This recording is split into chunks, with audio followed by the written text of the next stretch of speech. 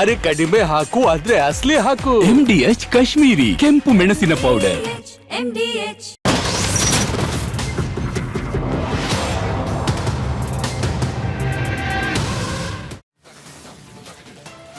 ಅಬಕಾರಿ ಇಲಾಖೆಯಲ್ಲಿ ನಡೆದಿರ್ತಕ್ಕಂಥ ಬ್ರಹ್ಮಾಂಡ ಭ್ರಷ್ಟಾಚಾರದ ಆರೋಪ ಏನಿದೆ, ಈ ವಿಚಾರಕ್ಕೆ ಸಂಬಂಧಪಟ್ಟಂತೆ ಬಾರ್ ಲೈಸೆನ್ಸ್ಗಾಗಿ ಕೋಟಿಗೆ ಅಧಿಕಾರಿಗಳು ಡೀಲ್ ಮಾಡಿರ್ತಕ್ಕಂಥ ಆಡಿಯೋ ಬಹಿರಂಗವಾಗಿದೆ. ಆ ಆಡಿಯೋ ರಿಪಬ್ಲಿಕ್ ಕನ್ನಡಕ್ಕೆ ಸಿಕ್ಕಿದೆ.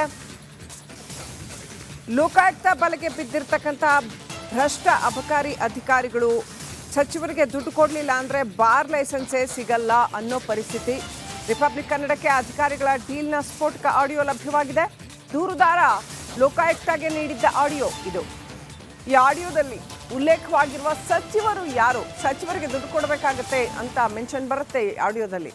ಈ ಸಚಿವರು ಯಾರು, ರಾಜ್ಯ ಸಚಿವರ ಅಥವಾ ಕೇಂದ್ರದ ಬೇರೆ ಯಾವುದೋ ಸಚಿವರ, ಯಾರಿದು ಸಚಿವರು?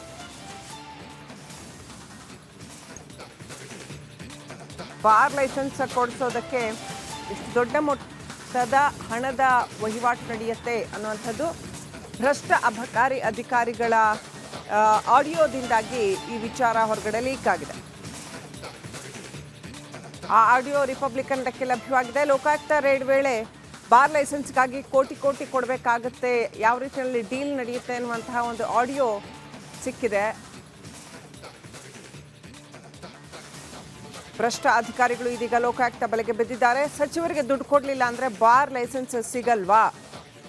ರಿಪಬ್ಲಿಕ್ ಕನ್ನಡಕ್ಕೆ ಅಧಿಕಾರಿಗಳ ಡೀಲ್ನ ಸ್ಫೋಟಕ ಆಡಿಯೋ ಲಭ್ಯವಾಗಿದೆ.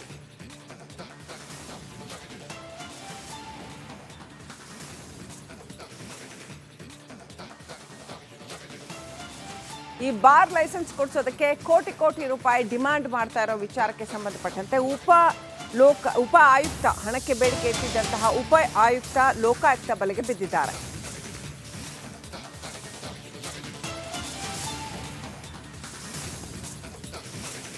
ಹಣಕ್ಕೆ ಬೇಡಿಕೆ ಇಟ್ಟಿದ್ದ ಉಪ ಆಯುಕ್ತ ಲೋಕಾಯುಕ್ತ ಬಲೆಗೆ ಬಿದ್ದಿದ್ದಾರೆ. ಡೀಲ್ನ ಆಡಿಯೋ ಲೋಕಾಯುಕ್ತಗೆ ಕೊಟ್ಟಿದ್ದಾರೆ ದೂರುದಾರ. ಈ ಆಡಿಯೋದಲ್ಲಿ ಸಚಿವರ ಮೇಲೆ ಗಂಭೀರ ಆರೋಪ ಕೇಳಿ ಬಂದಿದೆ. ಆ ಸಚಿವರು ಯಾರು? ರಾಜ್ಯದವರ, ಇಲ್ಲ ಕೇಂದ್ರ ಸಚಿವರ? ಯಾರ ಆ ಸಚಿವರು? ಆ ಸಚಿವರನ್ನು ಹಾಗಾದ್ರೆ ವಿಚಾರಣೆ ಮಾಡುತ್ತಾ ಲೋಕಾಯುಕ್ತ? ಈ ಪ್ರಕರಣವನ್ನ ಸರ್ಕಾರ ಗಂಭೀರವಾಗಿ ಪರಿಗಣಿಸುತ್ತಾ? ರಿಪಬ್ಲಿಕ್ ಕನ್ನಡ ಈ ಆಡಿಯೋವನ್ನ ನಾವು ದೃಢಪಡಿಸುವುದಿಲ್ಲ, ಆಡಿಯೋ ಲಭ್ಯವಿದೆ. ಈ ಒಂದು ಲೋಕಾಯುಕ್ತರ ದಾಳಿ ಸಂದರ್ಭದಲ್ಲಿ ಸಿಕ್ಕಿರ್ತಕ್ಕಂಥ ಆಡಿಯೋ ಏನಿದೆ, ಈ ಆಡಿಯೋ ನಮಗೆ ಲಭ್ಯವಿದೆ. ಈ ಆಡಿಯೋವನ್ನು ನಾವು ದೃಢಪಡಿಸೋದಿಲ್ಲ.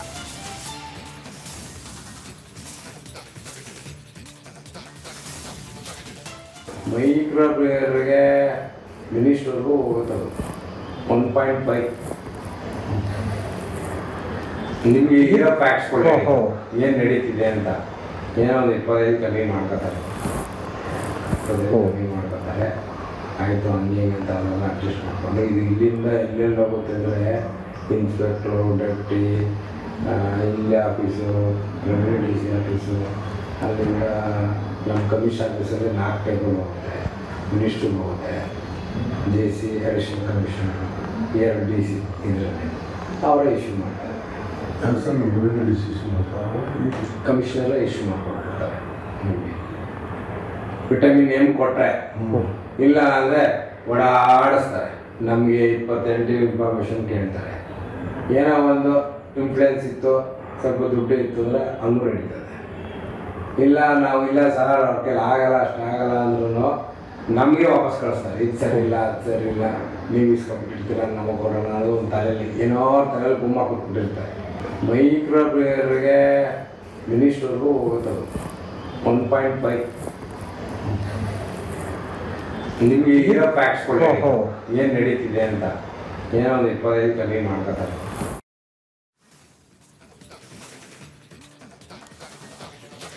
ಲೈಸೆನ್ಸ್ ತಗೊಳ್ಳೋದಕ್ಕೆ, ಬಾರ್ ಲೈಸೆನ್ಸ್ ತಗೊಳ್ಳೋದಕ್ಕೆ ಎಷ್ಟೆಲ್ಲ ಪರದಾಡಬೇಕಾಗತ್ತೆ ಮತ್ತು ಅದರಲ್ಲಿ ಹಣಕಾಸಿನ ಅವ್ಯವಹಾರ ಎಷ್ಟು ದೊಡ್ಡ ಪ್ರಮಾಣದಲ್ಲಿ ನಡೆಯುತ್ತೆ ಅನ್ನೋದಕ್ಕೆ ಈ ಆಡಿಯೋ ಸಾಕ್ಷಿ.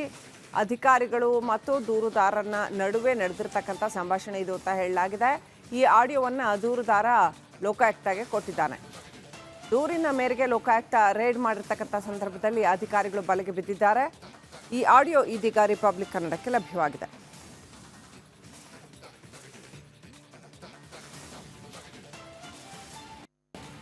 ನಿನ್ನೆ ಈ ಲೋಕಾಯುಕ್ತ ರೈಡ್ ಸಂದರ್ಭದಲ್ಲಿ ಸಿಕ್ಕಾಕೊಂಡಿದ್ದಂಥ ಅಧಿಕಾರಿಗಳಿಗೆ ನ್ಯಾಯಾಂಗ ಬಂಧನ ವಿಧಿಸಲಾಗಿದೆ. ನಿನ್ನೆ ತಡರಾತ್ರಿ ಜುಡಿಷಿಯಲ್ ಕಸ್ಟಡಿಗೆ ಇವರನ್ನು ಕೊಡಲಾಯಿತು. ತಡರಾತ್ರಿ ನ್ಯಾಯಾಧೀಶರ ಮುಂದೆ ಲೋಕಾಯುಕ್ತ ಈ ಅಧಿಕಾರಿಗಳನ್ನು ಹಾಜರುಪಡಿಸಿದರು. DC Jagadish, SP Thammanna, constable Lakkappa ಇವ್ರನ್ನೆಲ್ಲ ಜೈಲಿಗೆ ಶಿಫ್ಟ್ ಮಾಡಿದ್ದಾರೆ. ನ್ಯಾಯಾಂಗ ಬಂಧನ ಆಗಿರೋ ಹಿನ್ನೆಲೆಯಲ್ಲಿ ಪರಪ್ಪನ ಅಗ್ರಹಾರಕ್ಕೆ ಇವರುಗಳನ್ನು ಸ್ಥಳಾಂತರ ಮಾಡಿದ್ದಾರೆ. ಅಬಕಾರಿ ಡಿಸಿ, ಎಸ್ಪಿ ಸೇರಿ ಕಾನ್ಸ್ಟೇಬಲ್ ಇವರೆಲ್ಲರಿಗೂ ಕೂಡ ನ್ಯಾಯಾಂಗ ಬಂಧನ ವಿಧಿಸಲಾಗಿದೆ. ತಡರಾತ್ರಿ ನ್ಯಾಯಾಧೀಶರ ಮುಂದೆ ಲೋಕಾಯುಕ್ತ ಇವರನ್ನು ಹಾಜರುಪಡಿಸಿತ್ತು. ಲಂಚ ತಗೋತಾ ಇದ್ದಾರೆ ಅನ್ನೋ ಕೇಸಲ್ಲಿ ಲೋಕಾಯುಕ್ತರು ರೈಡ್ ಮಾಡಿದ ಸಂದರ್ಭದಲ್ಲಿ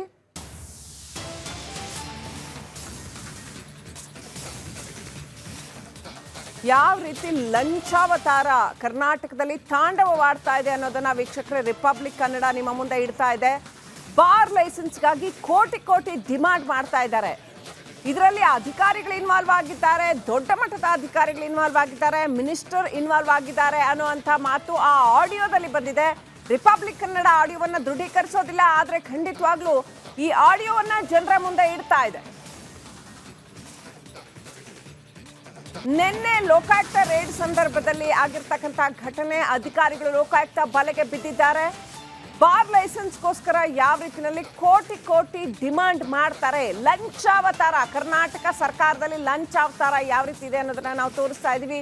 ರಿಪಬ್ಲಿಕ್ ಕನ್ನಡ ಇದನ್ನ ಜನರ ಮುಂದೆ ಇಡ್ತಾ ಇದೆ.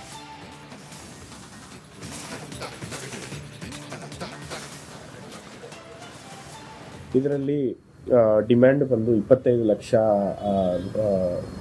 ರೂಪಾಯಿಗಳು ಡಿಮ್ಯಾಂಡ್ ಇತ್ತು. ಇದರಲ್ಲಿ 3 ಆರೋಪಿಗಳು ನಾವು ಈಗ ವಶಕ್ಕೆ ಪಡೆದುಕೊಂಡಿದ್ವಿ. ಇದರಲ್ಲಿ ಜಗದೀಶ್ ನಾಯಕ್, DC ಎಕ್ಸೈಸ್, ಮತ್ತು ಲಕ್ಕಪ್ಪ ಇವರು ಎಕ್ಸೈಸ್ ಕಾನ್ಸ್ಟೇಬಲ್, ಮತ್ತು ತಮ್ಮಣ್ಣ ಎಕ್ಸೈಸ್ ಆಫೀಸಲ್ಲಿ ಸೂಪರ್ಡೆಂಟು. ಈ 3 ಜನಕ್ಕೆ ನಾವು ವಶಕ್ಕೆ ಪಡೆದುಕೊಂಡಿದ್ದೀವಿ. ಸೊ ನಮಗೆ ಈ 25 ಲ್ಯಾಕ್ಸ್ ಡಿಮ್ಯಾಂಡ್ ಒಂದು CL7 ಮತ್ತು ಮೈಕ್ರೋ ಬ್ರೂವರಿ ಪರ್ಮಿಷನ್ ಕೊಡಲಿಕ್ಕೆ ಅವರು ಡಿಮ್ಯಾಂಡ್ ಮಾಡಿದರು. ಟೋಟಲ್ 80 ಲ್ಯಾಕ್ ಡಿಮ್ಯಾಂಡ್ ಮಾಡಿದರು. ಅದರಲ್ಲಿ 25 ಲ್ಯಾಕ್ಸ್ ಈಗ ಅವರು ತಗೊಳ್ಲಿಕ್ಕೆ ಒಪ್ಕೊಂಡಿದ್ದಾರೆ. ಸೊ ಆ ಇದರಲ್ಲಿ ನಮಗೆ ಕಂಪ್ಲೇನೆಂಟ್ ಬಂದು ಲಕ್ಷ್ಮೀನಾರಾಯಣ್ ಅಂತ ಇವರು ಕಂಪ್ಲೇಂಟ್ ಕೊಟ್ಟಿದ್ರು ನಮಗೆ ನಿನ್ನೆ. ಸೊ ಇದ್ರ ಮೇಲೆ ಕೇಸ್ ದಾಖಲೆ ಮಾಡಿ ಇವತ್ತು ಟ್ರ್ಯಾಪ್ ಪ್ರೊಸೀಜರ್ ಸೆಟ್ ಮಾಡಿದ್ದೀವಿ. ಸೊ ಟ್ರ್ಯಾಪ್ ಸಕ್ಸಸ್ಫುಲ್ ಆಗಿದೆ. ಸರ್, ಇದು ನಾನು ಮೈಕ್ರೋ ಬ್ರೂವರಿ ಒಂದು CL9 ಅಂತೇಳಿ ಒಂದು ರೂಮ್ಸ್ಗೆ ಒಂದು BBMP ಒಳಗಡೆ ಬರೋದ್ರಿಂದ 15 ರೂಮ್ಸ್ ಇರಬೇಕು. ಆ ರೂಮ್ ಮಾಡಿ ಅದ್ರ ಮೇಲೆ ಒಂದು CL7 ಅಂತೇಳಿ ಲೈಸೆನ್ಸ್ಗೆ ಅಪ್ಲೈ ಮಾಡಿದ್ದೀನಿ. ಒಂದು ಮೈಕ್ರೋ ಬ್ರೂವರಿ ಮಾಡಿದ್ದೀವಿ. ಹಾಗಾಗಿ ನಾನು ಆಲ್ರೆಡಿ 6ನೇ ತಾರೀಕು ಆನ್ಲೈನಲ್ಲಿ ಅಪ್ಲಿಕೇಶನ್ ಅಪ್ಲೋಡ್ ಮಾಡಿದ್ದೀವಿ. 6ನೇ ತಾರೀಕು ಫೀಸ್ ಕಟ್ಟಿ ಇದಾಗಿ ಅಲ್ಲಿಂದ ನಾವೆಲ್ಲ ಡಾಕ್ಯುಮೆಂಟು ಕೊಟ್ಟಿದ್ದೀವಿ. ಅಪ್ಲೋಡ್ ಆಗಿ ಇದಾದ್ರೂ ಅವ್ರು ಕಳಿಸಿರಲಿಲ್ಲ. ಆಮೇಲೆ DC ಅವ್ರಿಗೆ ಮಾತಾಡಿ, ಇವ್ರಿಗೆ ಮಾತಾಡಿ, ಸೂಪರ್ವೈಸರ್ ಮಾತಾಡಿದ್ರು. DC ಹತ್ರ ಹೋಗಿ ಡೈರೆಕ್ಟಾಗಿ ಮಾತಾಡಿದಾಗ CL7ಗೆ 80 ಲಕ್ಷ ಹೇಳ್ತಾರೆ ಲಂಚ. ಈ ಮೈಕ್ರೋ ಬ್ರೂವರಿಗೆ 1.5 ಕೋಟಿ ಲಂಚ ಕೇಳ್ತಾರೆ. ಹಿಂಗಿದ್ದಾಗ ನಾವು ಅಷ್ಟು ಲಂಚ ಎಲ್ಲಿಂದ ತಂದು ಕೊಡೋದು ಏನು ಅಂತೇಳಿ ಕೊನೆಗೆ ಮಾತಾಡಿದ್ಮೇಲೆ 5 ಲಕ್ಷ ಡಿಸ್ಕೌಂಟ್ ಕೊಡ್ತಾರೆ. 2,25,000 ಇದಕ್ಕೆ ಫಸ್ಟ್ ಈಗ ಇದಕ್ಕೆ ಅಪ್ಲೈ ಮಾಡಿದ್ದೀವಿ. ಇದನ್ನು ನೀವು ಫೀಸ್ ಕಟ್ಬಿಡಿ ಅಂತೇಳಿ ಕಟ್ಟಿದ್ವಿ. ಅದಕ್ಕೆ 80 ಲಕ್ಷ ಇದ್ದಿದ್ದು 75 ಲಕ್ಷ ಮಾಡಿ ಅದಕ್ಕೆ 50 ಲಕ್ಷ ಅಡ್ವಾನ್ಸ್ ಕೊಡಿ ಅಂತ ಕೇಳ್ತಾರೆ. 50 ಲಕ್ಷ ಕೊಡೋದಕ್ಕೆ ಬರೋದಕ್ಕೆ ಆಗಲ್ಲ, ಅಷ್ಟೊಂದು ಬ್ಲಾಕ್ ಎಲ್ಲಿಂದ ತಂದು ಕೊಡೋದು ಅಂತೇಳಿ ಒಂದು ವಾರದಿಂದ ನಾನು ದುಡ್ಡು ರೆಡಿ ಮಾಡಿಕೊಂಡು ಸ್ನೇಹಿತರ ಹತ್ರ ಅವ್ರ ಹತ್ರ 2 ಲಕ್ಷ 3 ಲಕ್ಷ ಕೈ ಸಾಲ ಮಾಡಿ 25 ಲಕ್ಷ ಇದು ಮಾಡಿ ನನ್ನ ಲೋಕಾಯುಕ್ತ ಹೋಗಿ ಈ ವಿಚಾರಕ್ಕೆ ಸಂಬಂಧಪಟ್ಟಂತೆ ಮಾತನಾಡೋದಕ್ಕೆ ರಿಪಬ್ಲಿಕ್ ಕನ್ನಡದ ಜೊತೆ ಮೇಲ್ಮನೆ ಸದಸ್ಯ ಬಿಜೆಪಿ ಮುಖಂಡ ರವಿಕುಮಾರ್ ಅವರು ಸಂಪರ್ಕದಲ್ಲಿದ್ದಾರೆ. ನಮಸ್ಕಾರ ರವಿಕುಮಾರ್ ಅವರೇ. ಮೇಡಮ್ ನಮಸ್ತೆ. ಬಾರ್ ಲೈಸೆನ್ಸ್ಗೆ 80 ಲಕ್ಷದಿಂದ 1.5 ಕೋಟಿ ಮಿನಿಮಮ್ ಲಂಚ ಕೊಡಬೇಕು, ಮಿನಿಸ್ಟರ್ಗಳಿಗೆ ಲಂಚ ಕೊಡಬೇಕು ಅಂತ ಅಧಿಕಾರಿಗಳೇ ಹೇಳಿರ್ತಕ್ಕಂಥ ಆಡಿಯೋ ರಿಪಬ್ಲಿಕ್ ಕನ್ನಡಕ್ಕೆ ಲಭ್ಯ ಆಗಿದೆ. ಏನ್ ಹೇಳಕ್ ಬಯಸ್ತೀರಿ ಮೇಡಮ್? ಇದು ಆಡಿಯೋ ಹೊರಗಡೆ ಬಂದಿರ್ತಕ್ಕಂಥದ್ದು ನಾನು ಕೇಳಿಸ್ಕೊಂಡೆ. ಇದು ಹೊಸದೇನಲ್ಲ, ಹಾಗಂತೇಳಿ ಅವ್ರನ್ನ ಬಿಟ್ಟು ಬಿಡ್ಬೇಕು ಅಂತ ಇಲ್ಲ. ಈಗ ಉದಾಹರಣೆಗೆ 1.5 ಕೋಟಿವರೆಗೆ 80 ಲಕ್ಷ ಕೊಡಬೇಕಿತ್ತು. ಅದರೊಳಗಡೆ 25 ಲಕ್ಷ ಮೊದಲೇ ಪೇಮೆಂಟು ಹೋಗಿ ಕೊಡಬೇಕಾದಂಥ ಸಂದರ್ಭದಲ್ಲಿ ನಿನ್ನೆ ಲೋಕಾಯುಕ್ತರು ರೈಡ್ ಮಾಡಿರ್ತಕ್ಕಂಥದ್ದು ಎಲ್ಲ ಟಿವಿಗಳಲ್ಲಿ ಮತ್ತು ಪತ್ರಿಕೆಗಳಲ್ಲಿ ಬಂದಿದೆ. ಅಂದ್ರೆ ಅವ್ರು ನೇರವಾಗಿನೇ ಹೇಳ್ತಾರೆ, ಮಿನಿಸ್ಟ್ರಿಗೆ ಕೊಡಬೇಕು, AC ಕೊಡಬೇಕು, ಅಸಿಸ್ಟೆಂಟ್ ಕಮಿಷನರಿಗೆ ಕೊಡಬೇಕು, ಹೀಗೆಲ್ಲ ಅಂತ ಹೇಳಿ. ಅಂದ್ರೆ ಎಲ್ಲರಿಗೂ ಕೊಡಬೇಕು, ಇಲ್ಲಾಂದ್ರೆ 28 ಇದನ್ನ ಹೇಳಿ ಓಡಾಡಿಸ್ತಾರೆ, ಅಪ್ರೂವ್ ಮಾಡೋದಿಲ್ಲ, ಹಿಂಗೆಲ್ಲ ಹೇಳ್ತಾರೆ. ಆದ್ರಿಂದ ನಾನು ಆಗ್ರಹ ಪಡಿಸೋದೇನು ಅಂತಂದ್ರೆ, ಈ ಒಂದು ಭ್ರಷ್ಟ ಸರ್ಕಾರದಲ್ಲಿ ಅನೇಕ ಡಿಪಾರ್ಟ್ಮೆಂಟ್ಗಳು ಈಗಾಗಿದೆ. ಈ ಮಂತ್ರಿ ಸಮೇತವಾಗಿ RB ತಿಮ್ಮಪ್ಪ ಅವರು ರಾಜೀನಾಮೆ ಕೊಡಬೇಕು. ಯಾರು ಅಧಿಕಾರಿ ಲಂಚವನ್ನು ತೆಗೆದುಕೊಂಡಿದ್ದಾರೆ ನಿನ್ನೆ, ಅವ್ರ ಸಮೇತ ಎಲ್ಲರನ್ನು ಕೂಡ ಸರ್ಕಾರ, ಮುಖ್ಯಮಂತ್ರಿಗಳು ಕೂಡ ಸಸ್ಪೆಂಡ್ ಮಾಡಬೇಕು ಅಂತೇಳಿ ಈ ಸಂದರ್ಭದಲ್ಲಿ ಆಗ್ರಹ ಪಡಿಸ್ತೇನೆ. ಏನು ನಮಗೆಲ್ಲರಿಗೂ ಕೂಡ ಮನೆ ಮಾತಾಗಿದೆ 60% ಸರ್ಕಾರ ಹಾಗೆ ಅಂತ ಹೇಳಿ. ಬಹಳ ನಾರ್ಮಲೈಸ್ ಮಾಡ್ಬಿಟ್ಟಿದ್ಯಾ ರವಿಕುಮಾರ್ ಅವ್ರೆ, ಲಂಚ ಅನ್ನೋದು ಇದರಲ್ಲಿ 80 ಲಕ್ಷ ನೀವು ಹೇಳ್ದಂಗೆ ಇವೆಲ್ಲ ಬಹಳ ನಾರ್ಮಲೈಸ್ ಅನ್ನೋ ತರ ಆಗೋಗ್ಬಿಟ್ಟಿದ್ಯಾ ಕಾಂಗ್ರೆಸ್ ಸರ್ಕಾರದಲ್ಲಿ ಅಂತ. ಅದಿಲ್ಲದೆ ಇದ್ರೆ ಕೆಲಸನೇ ಆಗಲ್ಲ, ಯಾವ ಕೆಲಸನೂ ಆಗಲ್ಲ. ಹಾಗಾಗಿ ಯಾಕೆ ಇದನ್ನ ಮಾಡ್ತಿದ್ದಾರೆ ಅಂತ ಹೇಳಿದ್ರೆ, ಕೆಲಸ ಆಗ್ಬೇಕಾ ಕೊಡಿ, ಎಲ್ಲರೂ ಕೇಳ್ತಾ ಇದ್ದಾರೆ. ನಿಮಗೆ ಅಷ್ಟೇ ಸಿಕ್ಬಿಡುತ್ತೆ, ನಮಗೆ ಸಿಗೋದಿಲ್ಲ ಅಂತೇಳಿ ಡಿಲೇ ಮಾಡ್ತಾರೆ. ಹಾಗಾಗಿ ಕೊಟ್ಬಿಡಿ ಅಂತ ಕೇಳ್ತಾ ಇದ್ದಾನೆ ಅವನು ಅಧಿಕಾರಿ. ಇದ್ರಲ್ಲಿ ಮಿನಿಸ್ಟರ್ ಹೆಸರು ಬರುತ್ತೆ, ಮಿನಿಸ್ಟ್ರಿಗೆ ಕೊಡ್ಬೇಕು ಅಂತ. ಯಾರ್ಯಾರಿಗೆ, ಏನ್ ಸೆಂಟ್ರಲ್ ಅಲ್ಲಿ ಯಾರಿಗಾದ್ರೂ ಕೊಡ್ಬೇಕಾ ಲೋಕಲ್? ಹೇಳ್ತಾ ಇದ್ದೀನಿ, ಮಿನಿಸ್ಟರ್ ಅಂತ ಹೇಳಿ RB ತಿಮ್ಮಪ್ಪ ಅವ್ರಿಗೆ ಕೊಡ್ಬೇಕು, ಮತ್ತು ಅವರ ಹೈಯರ್ ಮಿನಿಸ್ಟರ್ ಯಾರು ಇದ್ರೆ ಅವ್ರಿಗೂ ಕೊಡ್ಬೇಕನ್ನೋ ನನಗೆ ಗೊತ್ತಿಲ್ಲ. ಬಟ್ RB ತಿಮ್ಮಪ್ಪ ಅವ್ರವ್ರಿಗೂ ಕೊಡ್ಬೇಕು. ಮಿನಿಸ್ಟರ್ ಅಂತ ಹೇಳಿದ್ರೆ ಅವ್ರದೇ ಡಿಪಾರ್ಟ್ಮೆಂಟ್ ಅದು. ಇಷ್ಟೊಂದು ವ್ಯಾಪಾರೀಕರಣ ಆಗಿದೆ, ಜಗಜ್ಜಾಹೀರು. ದುಡ್ಡು ಕೊಡು, ತಗೊಂಡೋಗು. ನಾಚಿಕೆ ಆಗ್ಬೇಕು ಈ ಸರ್ಕಾರಕ್ಕೆ. Okay right, thank you Ravikumar ಅವರೇ. ರಿಪಬ್ಲಿಕ್ ಕನ್ನಡದೊಂದಿಗೆ ಮಾತನಾಡಿದಕ್ಕೆ ಬಹಳ ಕ್ಲಿಯರ್ ಆಗಿ ರವಿಕುಮಾರ್ ಅವರು ಹೇಳ್ತಾ ಇದ್ರು, ಮಿನಿಸ್ಟರ್ ಅಂತಂದ್ರೆ RB ತಿಮ್ಮಾಪುರ್ ಅವರೇ ಅಂತ ಬಿಜೆಪಿ ಆರೋಪ ಮಾಡ್ತಾ ಇರುವಂತದ್ದು. ಇದರಲ್ಲಿ ಇನ್ನೂ ಯಾರ್ಯಾರಿಗೆ ಕೊಡ್ಬೇಕೋ ಗೊತ್ತಿಲ್ಲ. ಒಟ್ಟಿನಲ್ಲಿ ಇವರ ಇಲಾಖೆನಲ್ಲಿ ಲಂಚ ಇಲ್ಲದೆ ಕೆಲಸನೇ ಆಗೋದಿಲ್ಲ ಅನ್ನೋದು ನಾರ್ಮಲ್ ಆಗೋಗಿದೆ. ಅದನ್ನ ಆಡಿಯೋ ಹೇಳಬೇಕಾಗಿಲ್ಲ, ಅದು ಬಹಳ ಕಾಮನ್ ಆಗಿ ಜನಜನಿತವಾಗಿ ಗೊತ್ತಾಗ್ತಾ ಇದೆ ಅಂತ ರವಿಕುಮಾರ್ ಅವರು ಹೇಳ್ತಾ ಇದ್ರು. ಎಷ್ಟು ದೊಡ್ಡ ಪ್ರಮಾಣದಲ್ಲಿ 80 ಲಕ್ಷದಿಂದ 1.5 ಕೋಟಿವರೆಗೂ ಲಂಚ ಅಂತ ಅನ್ನೋದು ಬಹಳ ಸಹಜ ಅನ್ನುವ ಮಟ್ಟಿಗೆ ಕರ್ನಾಟಕದಲ್ಲಿ ಕಾಂಗ್ರೆಸ್ ಸರ್ಕಾರದಲ್ಲಿ ನಡೀತಾ ಇದೆ ಅಂತ ಅಂದ್ರೆ ಹೇಳೋರು ಕೇಳೋರು ಇಲ್ಲ ಅನ್ನೋ ಪರಿಸ್ಥಿತಿ. ಅಬಕಾರಿ ಲಂಚಾವತಾರ ಎಷ್ಟರ ಮಟ್ಟಿಗಿದೆ ನೋಡಿ. ಇನ್ನಷ್ಟು ಅಪ್ಡೇಟ್ ಪಡ್ಕೊಳ್ಳೋಣ. ನಮ್ಮ ಪ್ರತಿನಿಧಿ ಅಭಿಷೇಕ್ ಲೈವ್ ಕನೆಕ್ಟ್ ಆಗಿದ್ದಾರೆ. ಅಭಿಷೇಕ್, 80 ಲಕ್ಷದಿಂದ 1.5 ಕೋಟಿ ಲಂಚ ಮಿನಿಮಮ್ ಬಹಳ ನಾರ್ಮಲ್ ಆಗಿ 80 ಲಕ್ಷದಿಂದ 1.5 ಕೋಟಿ ಲಂಚ ಕೊಡಬೇಕಾಗತ್ತೆ ಅಂತ ಸಹಜವಾಗಿ ಹೇಳ್ತಾರೆ. ಇಲ್ಲಿ ಅಬಕಾರಿ DC ಇಂದ ಹಿಡಿದು ಕಾನ್ಸ್ಟೇಬಲ್ ವರೆಗೂ ಎಲ್ಲರೂ ಕೂಡ ಲೋಕಾಯುಕ್ತ ಅಂಡರ್ ಬರ್ತಾರೆ. ಇಷ್ಟೆಲ್ಲ ಆದ್ರೆ ಇಡೀ ಇಲಾಖೆಯೇ ಈ ಲಂಚಾವತಾರದಲ್ಲಿ ಮುಳುಗಿದ್ಯಾ ಅನ್ನುವಂಥದ್ದು. ಮಿನಿಸ್ಟ್ರಿಗೂ ದುಡ್ಡು ಕೊಡಬೇಕು, ಎಲ್ರಿಗೂ ಕೊಡಬೇಕು ಅನ್ನೋ ಪರಿಸ್ಥಿತಿ. ಏನೆಲ್ಲ ನಡೆದಿದೆ ಅಭಿಷೇಕ್ ಅಬಕಾರಿ ಇಲಾಖೆನಲ್ಲಿ?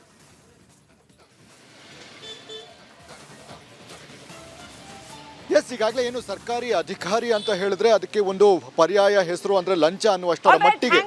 ಅಭಿಷೇಕ್ ದಯವಿಟ್ಟು ಸಂಪರ್ಕದಲ್ಲಿರಿ. ನಮ್ಮ ಜೊತೆ ವಿರೋಧ ಪಕ್ಷದ ನಾಯಕ R ಅಶೋಕ್ ಅವರು ಕನೆಕ್ಟ್ ಆಗಿದ್ದಾರೆ. ನಮಸ್ಕಾರ R ಅಶೋಕ್ ಅವರು, ಏನ್ ಹೇಳಕ್ ಬಯಸ್ತೀರಿ ಅಬಕಾರಿ ಲಂಚಾವತಾರ, ಬೃಹತ್ ಲಂಚಾವತಾರದ ಬಗ್ಗೆ? ಇದು ಇಡೀ ಸರ್ಕಾರ ಇವತ್ತು ಲಂಚಾವತಾರದಲ್ಲಿ ಮುಳುಗೋಗಿದೆ.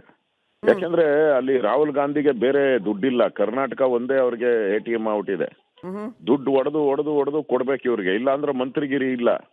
6 ತಿಂಗಳಿಗೆ 3 ತಿಂಗಳಿಗೆ ರೀಶಫಲ್ ಅಂತ ಯಾವಾಗ ಮುಖ್ಯಮಂತ್ರಿ ರೀಶಫಲ್ ಅಂತ ಹೇಳ್ತಾರೋ ಅವಾಗೆಲ್ಲ ದುಡ್ಡು ವಸೂಲಿ. ಇವತ್ತು ಇದು ಮೊದಲನೇದಲ್ಲ, ಇದು 3ನೇ ಬಾರಿ ಈ ಮಂತ್ರಿ ಸಿಕ್ಕಾಕೊಂಡಿರೋಂಥದ್ದು. ಇಷ್ಟು ಮಾನ ಮರ್ಯಾದೆ ಇದ್ರೆ ಈ ಸರ್ಕಾರಕ್ಕೆ ಯಾವತ್ತೋ ತೆಗಿಬೇಕಾಯ್ತು. ಆದ್ರೆ ಇವರು ದುಡ್ಡು ಕೊಡ್ತಾರೆ ಅನ್ನೋ ಒಂದೇ ಹಾಲ್ ಕರಿತ ಹಸು ಅಂತ ಹೇಳ್ತಾರಲ್ಲ, ಒಳ್ಳೆ ಹಾಲ್ ಕರಿಯೋ ಹಸು ಇದು ಕರಪ್ಷನ್ ಮಾಡುವಂಥದ್ದು. ಅದಕ್ಕೆ ಇವರು ಮಂತ್ರಿಗೆ ದುಡ್ಡು ಕೊಡಕ್ಕೆ ಇವೆಲ್ಲ ಕಲೆಕ್ಟ್ ಮಾಡ್ತಾ ಇರೋದು. ಒಂದೊಂದು ವೈನ್ ಸ್ಟೋರ್ಗೂ ಕೂಡ 2.5-3 ಲಕ್ಷ ವಸೂಲಿ ಮಾಡ್ತಾ ಇದ್ದಾರೆ. ಅಂದ್ರೆ ಅವ್ರು ಹೇಳೋದಂಥದ್ದು, ನಾವು ವೈನ್ ಸ್ಟೋರ್ಗಳನ್ನ ನಾವು ಟ್ರಾನ್ಸ್ಪರೆಂಟ್ ಆಗಿ ಹಂಚ್ತಾ ಇದ್ದೀರಿ ಅಂತ. ಟ್ರಾನ್ಸ್ಪರೆಂಟ್ ಅಂದ್ರೆ ಇದ್ರೆ ದುಡ್ಡು, ಟ್ರಾನ್ಸ್ಪರೆಂಟ್ ಅಂದ್ರೆ ದುಡ್ಡು ವಸೂಲಿ ಅಂತ ಇವತ್ತು ಕಾಂಗ್ರೆಸ್ ಅವರು ಕೊಡ್ಲೇಬೇಕು ಅಂತ, ಭೇದ ಭಾವ ಇಲ್ಲದೆ ದುಡ್ಡು ಕೊಡ್ಬೇಕು ಅಂತ. ಏನ್ ಅದಕ್ಕೆ ಯಾವ್ದು ಇಲ್ಲ, ಹಿಂದುಳಿದವರು ಇಲ್ಲ, ಮುಂದುಳಿದವರು ಇಲ್ಲ, SCಗಳಿಲ್ಲ, ಎಲ್ಲರೂ ದುಡ್ಡು ಕೊಡ್ಬೇಕು. ದುಡ್ಡು ಕೊಟ್ರೆ ನಿಮ್ಗೆ ವೈನ್ ಸ್ಟೋರ್ಸ್ ಶಾಂಕ್ಷನ್. ಅವಶ್ಯಕತೆ ಏನಿದೆ? ಇವ್ರು ಗಾಂಧೀಜಿ ಅಂತಾರಲ್ಲ, ಗಾಂಧೀಜಿ ಪಾನ ನಿರೋಧ ಮಾಡಿ ಅಂತ ಹೇಳಿದ್ರು. ಇವ್ರು ಗಾಂಧೀಜಿ ಹೆಸರು ಹೇಳ್ಕೊಂಡು ಈಗ ವಿಶೇಷ ಅಧಿವೇಶನ ಕರೀತಾವ್ರೆ. ಗಾಂಧೀಜಿ ಹೆಸರು ತೆಗೆದಾಕಿದ್ದಾರೆ ಬಿಜೆಪಿ ಅವರು ಅಂತ ಹೇಳ್ಬಿಟ್ಟು. ಈಗ ಮಾನ ಮರ್ಯಾದೆ ಬೇಡವಾ ನಿಮ್ಗೆ? ದುಡ್ಡು ವಸೂಲಿ ಮಾಡ್ತಾ ಇದ್ದೀರಲ್ಲ ನೀವು ಹೆಸರಲ್ಲಿ. ನ್ಯೂ ಇಯರ್ ಟೈಮಲ್ಲಿ ಪಾಪ ಕಂಠಮಟ್ಟ ಕುಡ್ದವ್ರನ್ನೆಲ್ಲ ಮನೆ ತಲುಪಿಸುವಂತ ಒಂದು ಸಮಾಜೋದ್ಧಾರದ ಕೆಲಸ ನಿರ್ಣಯಗಳನ್ನ ಕೈಗೊಂಡ್ರು. ಇನ್ನು ಮನೆಗೆ ತಲುಪಿಸುವಂತ ಪ್ಲಾನ್ ಬೇರೆ ಒಂದು ಆಗೋದು ಬಾಕಿ ಇದೆ ಅಂತ ಅನ್ಸುತ್ತೆ. ಇನ್ನು ಅಬಕಾರಿ ಲಂಚಾವತಾರ ಅಂತೂ ನೋಡ್ತಾನೆ ಇದೀವಿ. ಆರ್ ಅಶೋಕ್ ಅವರೇ, ಬಿಜೆಪಿ ಇದ್ರ ವಿರುದ್ಧ ಯಾವ ರೀತಿ ಹೋರಾಟ ಮಾಡುತ್ತೆ? ಈ ಹಿಂದೆ 40% ಕಮಿಷನ್ ಅಂತ ಬರೀ ಲಂಚದ ವಿಚಾರ ಇಟ್ಕೊಂಡು ನಿಮ್ ಗೌರ್ಮೆಂಟ್ ಬೀಳ್ಸಿದ್ರು ಅವರು. ಏನ್ ಮಾಡ್ತೀರಿ ಈ ವಿಚಾರದಲ್ಲಿ? ಅದು ಚುನಾವಣೆ ಬಂದಿತ್ತು, ಆ ಟೈಮಲ್ಲಿ ಮಾಡಿದ್ರು ಅಷ್ಟೇ. ಅವರು 5 ವರ್ಷ ಪೂರ್ತಿ ಸುಮ್ಮನೆ ಇದ್ರು. ಚುನಾವಣೆ ಬಂದಾಗ ಮಾಡಿದ್ರು. ಈಗ ನಾವು ಇದನ್ನ ಹೋರಾಟ ನಾವು ಮಾಡ್ತಾ ಇದ್ದೀರಿ. ಈಗಾಗಲೇ ನೆನ್ನೆ ಬಳ್ಳಾರಿ ಫೈರಿಂಗ್ದು ಗಲಾಟೆ ಮಾಡ್ತಾ ಇದ್ದೀರಿ. ಡ್ರಗ್ ಮಾಫಿಯಾದು 21ನೇ ತಾರೀಕೇನೋ ಫಿಕ್ಸ್ ಆಗಿದೆ. ಸೊ ಈ ವಿಚಾರನೂ ಕೂಡ ದಿನಕ್ಕೊಂದೊಂದು ಒಂದು ಹೋರಾಟನ ತಾರ್ಕಿಕ ಅಂತ್ಯಕ್ಕೆ ತಗೊಂಡೋಗಕ್ ಆಗ್ತಾ ಇಲ್ಲ ನಮ್ಮ ಕೈಲಿ. ಯಾಕೆ ಅಂತ ಹೇಳಿದ್ರೆ ದಿನ ಒಂದೊಂದು ಹೋರಾಟ ಕೊಡ್ತಾರೆ. ನಾಚಿಕೆ ಇಲ್ಲ ಈ ಸರ್ಕಾರಕ್ಕೆ. ಇದಿಷ್ಟು ಲೂಟಿ ಅಂದ್ರೆ ಇವರಿಬ್ರು ಅಧಿಕಾರ ಉಳಿಸ್ಕೊಳಕೋಸ್ಕರ ಸಿದ್ದರಾಮಯ್ಯ ಮತ್ತು ಡಿ ಕೆ ಶಿವಕುಮಾರ್ ಎಲ್ಲರಿಗೂ ದುಡ್ಡ ಕಲೆಕ್ಷನ್ ಇಳಿದ್ಬಿಟ್ಟಿದ್ದಾರೆ. ಅದರಿಂದ ಮಂತ್ರಿಗಳೆಲ್ಲ ಕಲೆಕ್ಷನ್ಗೆ ಮಾಸ್ಟರ್ಗಳು ಔಟ್ ಅವ್ರಿದೆ. ಡಿಗ್ರಿ ಪ್ರೊಫೆಸರ್ಗಳು ಔಟ್ ಇದ್ದಾರೆ ದುಡ್ಡು ವಸೂಲಿಯಲ್ಲಿ ಇವತ್ತು Congress. Okay, major allegation R Ashok ಅವ್ರು ಮಾಡ್ತಾ ಇರುವಂತದ್ದು, ಯಾವಾಗೆಲ್ಲ ಮುಖ್ಯಮಂತ್ರಿ ಬದಲಾವಣೆ ವಿಚಾರ ಬರುತ್ತೆ ಅವಾಗೆಲ್ಲ ಸೆಂಟ್ರಲ್ ದುಡ್ಡು ಕಳಿಸ್ಬೇಕಾಗತ್ತೆ. ಹಂಗಾಗಿ ಇಲ್ಲೆಲ್ಲ ಮಿನಿಸ್ಟರ್ಸ್ ಕೂಡ ವಸೂಲಿಗೆ ಇಳಿದು ಬಿಟ್ಟಿದ್ದಾರೆ ಅಂತ. ಆರ್ ಅಶೋಕ್ ಅವರ ಇದರಲ್ಲೂ ಕೂಡ ಅಬಕಾರಿ ಸಚಿವರ ಹೆಸರು ಬರುತ್ತೆ ಈ ಆಡಿಯೋದಲ್ಲಿ. ಸೊ ಅಬಕಾರಿ ಸಚಿವರಿಗೆ, ತಿಮ್ಮಾಪುರ ಅವರಿಗೆ ದುಡ್ಡು ಹೋಗುತ್ತೆ ಅಂತಾನ? ಇದ್ರ ಅರ್ಥ ಏನು ಅಂತ ಡೌಟ್ ಇಟ್ಕೊಂಬೇಡಿ. ಅಬಕಾರಿ ಸಚಿವರಿಗೆ ದುಡ್ಡು ಹೋಗೋದು ಫಿಕ್ಸ್ ಮಾಡ್ಬಿಟ್ಟಿದ್ದಾರೆ. ಅದು ಮುಖ್ಯಮಂತ್ರಿಗೆ ಇದಿದ್ರೆ, ಗೌರವ ಇದ್ರೆ ಇಮಿಡಿಯೇಟ್ ಆಗಿ ರಾಜೀನಾಮೆ ತಗೊಬೇಕು ಅವ್ರದ್ದು. ಇಮಿಡಿಯೇಟ್ ಆಗಿ ರಾಜೀನಾಮೆ ತಗೊಬೇಕು ಅವ್ರದ್ದು. ಯಾಕೆ ಹಿಂಗ್ ಬಿಟ್ಕೊಂಡಿದ್ದಾರೆ? ಇಷ್ಟಾದ್ಮೇಲೂ ಕೂಡ ಮಾಧ್ಯಮದಲ್ಲಿ ಬಂದ್ಮೇಲೆ ಇದು ಎರಡನೇ ಸರಿ ಮಾಧ್ಯಮದಲ್ಲಿ ಬಂದ ಮೇಲೂ ಕೂಡ ಅವ್ರನ್ನ ಉಳಿಸ್ಕೊಂತಾರೆ ಅಂದ್ರೆ ಜಾಸ್ತಿ ದುಡ್ಡು ಕೊಡ್ತಾರೆ ಅಂತ ಅಷ್ಟೇ. Okay, thank you R Ashok ಅವರೇ ರಿಪಬ್ಲಿಕ್ ಕನ್ನಡದೊಂದಿಗೆ ಮಾತನಾಡಿದ್ದಕ್ಕೆ. ವಿಪಕ್ಷ ನಾಯಕ ಆರ್ ಅಶೋಕ್ ಅವರು ಬಹಳ ಕ್ಲಿಯರ್ ಆಗಿ ಹೇಳ್ತಾ ಇದ್ರು, ಯಾವಾಗೆಲ್ಲ ಮುಖ್ಯಮಂತ್ರಿ ಬದಲಾವಣೆ ವಿಚಾರ ಬರುತ್ತೋ ಪ್ರತಿ ಸಾರಿನೂ ಕಾಂಗ್ರೆಸ್ ಹೈಕಮಾಂಡ್ ದುಡ್ಡು ವಸೂಲಿ ಮಾಡುತ್ತೆ ಅನ್ನುವಂಥ ಗಂಭೀರ ಆರೋಪವನ್ನ ಆರ್ ಅಶೋಕ್ ಅವರು ಮಾಡಿದ್ದಾರೆ. ಹಾಗಾಗಿ ಇಲ್ಲಿ ಇದ್ದ ಮಿನಿಸ್ಟರ್ಗಳೆಲ್ಲ ವಸೂಲಿಗೆ ಇಳಿದಿದ್ದಾರೆ. ಹಾಗಾಗಿ ಎಲ್ಲ ಇಲಾಖೆಯಲ್ಲಿ ಭ್ರಷ್ಟಾಚಾರ, ಲಂಚಾವತಾರ ಕಂಡು ಬರ್ತಾ ಇದೆ ಅನ್ನೋದು ಆರ್ ಅಶೋಕ್ ಅವರು ಮಾಡ್ತಾ ಇರ್ತಕ್ಕಂಥ major allegation. Let's get back to Abhishek. Abhishek, ಯಾವ ರೀತಿನಲ್ಲಿ ಅಬಕಾರಿ ಇಲಾಖೆಯಲ್ಲಿ ಲಂಚಾವತಾರ ತಾಂಡವವಾಡ್ತಾ ಇದೆ? Please go ahead.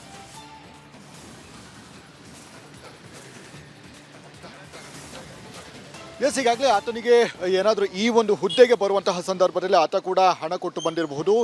ಆ ಒಂದು ಹಣವನ್ನು ರಿಕವರಿ ಮಾಡೋದಕ್ಕೆ ಈ ರೀತಿಯಾದಂತಹ ಒಂದು ಲಂಚದ ರೂಪದಲ್ಲಿ ಜನರಿಂದ ಸುಲಿಗೆ ಮಾಡುವಂತಹ ಒಂದು ಪ್ರಯತ್ನಗಳು ಕೂಡ ನಡೀತಾ ಇದೆ. ಹೀಗಾಗಿ ಸದ್ಯದ ಮಟ್ಟಿಗೆ ಈ ಒಂದು ಪ್ರಕರಣಕ್ಕೆ ಸಂಬಂಧಿಸಿದಂತೆ ಹೊರಗಡೆ ಬಂದಿದ್ದು ಇದೊಂದೇ ಪ್ರಕರಣ ಸದ್ಯದ ಮಟ್ಟಿಗೆ.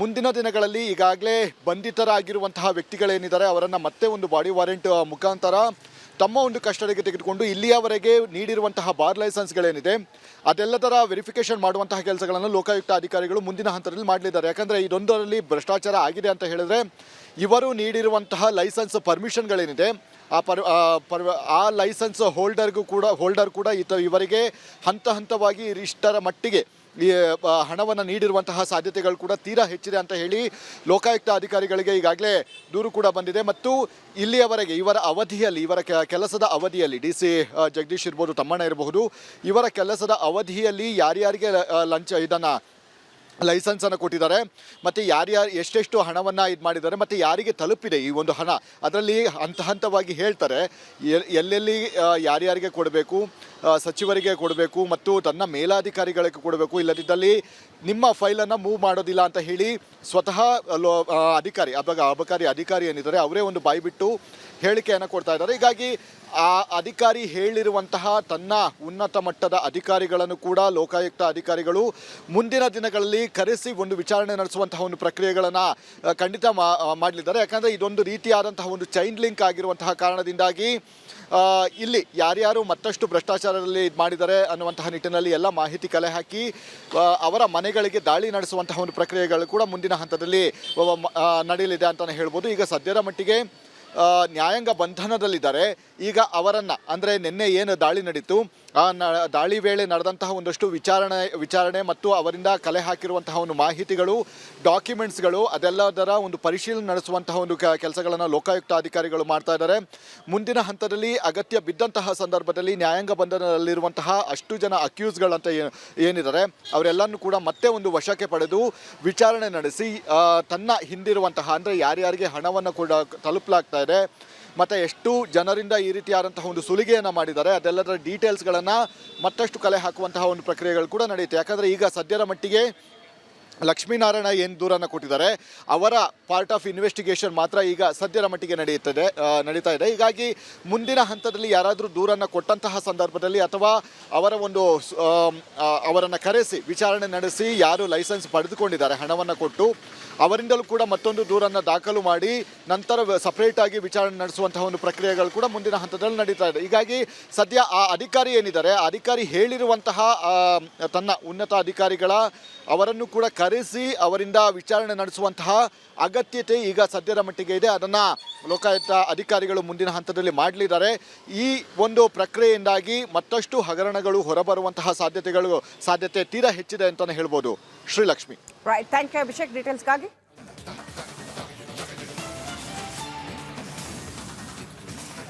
ನೋಡಿ, ಈ ಅಬಕಾರಿ ಲಂಚಾವತಾರದಲ್ಲಿ ಅಧಿಕಾರಿಗಳು ಮತ್ತು ದೂರುದಾರನ ನಡುವೆ ಯಾವ ರೀತಿ ಸಂಭಾಷಣೆ ನಡೀತು, ಅಬಕಾರಿ ಲಂಚಾವತಾರ ಯಾವ ರೀತಿನಲ್ಲಿ ಇದೆ. ಆಲ್ರೈಟ್, ಮೇಲ್ಮನೆ ವಿಪಕ್ಷ ನಾಯಕ ಛಲವಾದಿ ನಾರಾಯಣ ಸ್ವಾಮಿ ಅವರು ನಮ್ಮ ಜೊತೆ ಲೈನ್ ಕನೆಕ್ಟ್ ಆಗಿದ್ದಾರೆ. ನಮಸ್ಕಾರ ಛಲವಾದಿ ನಾರಾಯಣ ಸ್ವಾಮಿ ಅವರೇ. ಅಬಕಾರಿ ಇಲಾಖೆಯಲ್ಲಿ ಬ್ರಹ್ಮಾಂಡ ಭ್ರಷ್ಟಾಚಾರ, ಏನ್ ಹೇಳಕ್ ಬಯಸ್ತೀರಿ? ಈ ಸರ್ಕಾರ ಬಂದ ಕಾಲದಿಂದಲೂ ಇದನ್ನ ನಾವು ಕೇಳ್ತಾನೆ ಇದ್ದೇವೆ. ಇದುವರೆಗೂ ಸರ್ಕಾರ ಎಚ್ಚೆತ್ತುಕೊಂಡು ಭ್ರಷ್ಟಾಚಾರವನ್ನ ತಡೆಯಬೇಕು ಅಂತಕ್ಕಂಥ ಯಾವುದೇ ಪ್ರಯತ್ನವನ್ನು ಮಾಡಿಲ್ಲ. ಪದೇ ಪದೇ ಈ ವಿಚಾರಗಳು ಪಬ್ಲಿಕ್ ನಲ್ಲಿ ಸದ್ದು ಮಾಡ್ತಾನೆ ಇವೆ. ಆದ್ರೂ ಅವರು ತಲೆ ಕೆಡಿಸ್ಕೊಂಡಿಲ್ಲ. ಯಾಕೆ ಅಂದ್ರೆ ಅಭಿವೃದ್ಧಿ ನಿಂತರೂ ಲೂಟಿ ನಿಲ್ಲಬಾರದು ಅನ್ನೋದು ಅವರ ಉದ್ದೇಶ.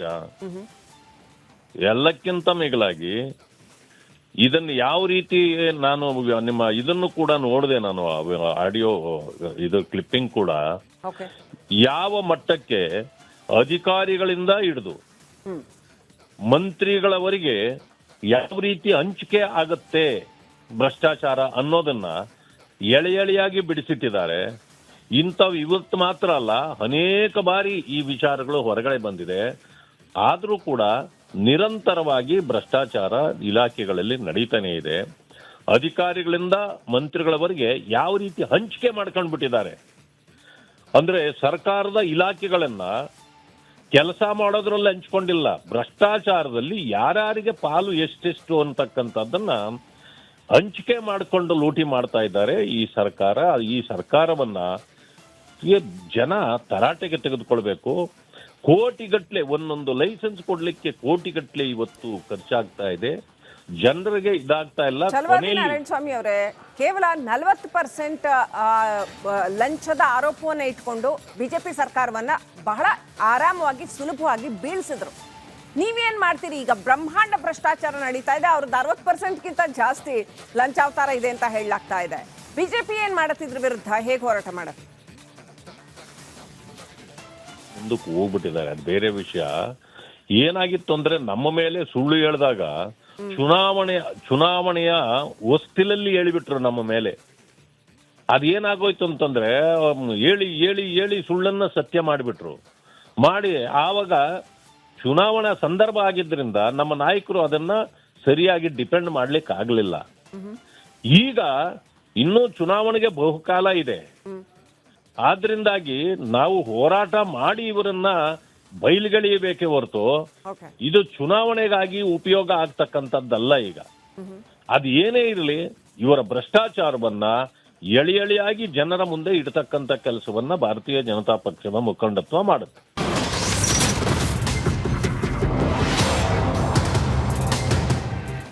Welcome back. ಅಬಕಾರಿ ಇಲಾಖೆಯಲ್ಲಿ ಈ ಬ್ರಹ್ಮಾಂಡ ಭ್ರಷ್ಟಾಚಾರಕ್ಕೆ ಸಂಬಂಧಪಟ್ಟಂತೆ ವಿಪಕ್ಷ ನಾಯಕ ಆರ್ ಅಶೋಕ್ ರಿಪಬ್ಲಿಕ್ ಕನ್ನಡಕ್ಕೆ ರಿಯಾಕ್ಟ್ ಮಾಡಿದ್ರು.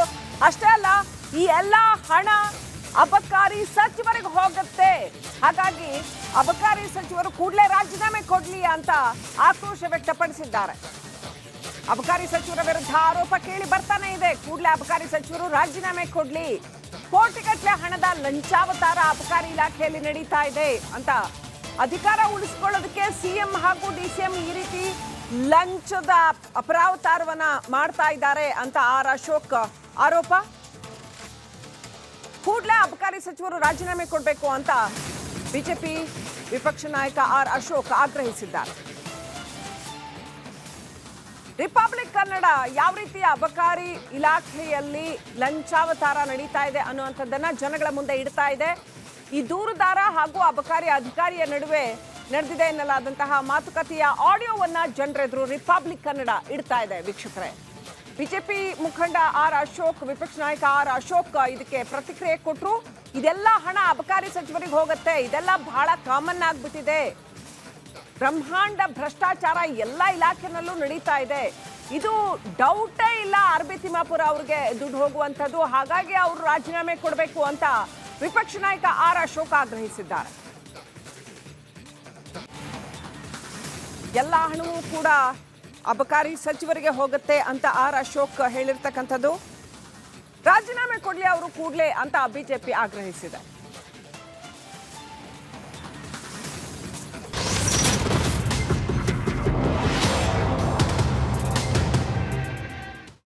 ವಿರಾಮದ ಬಳಿಕ ಮತ್ತೆ ಸ್ವಾಗತ.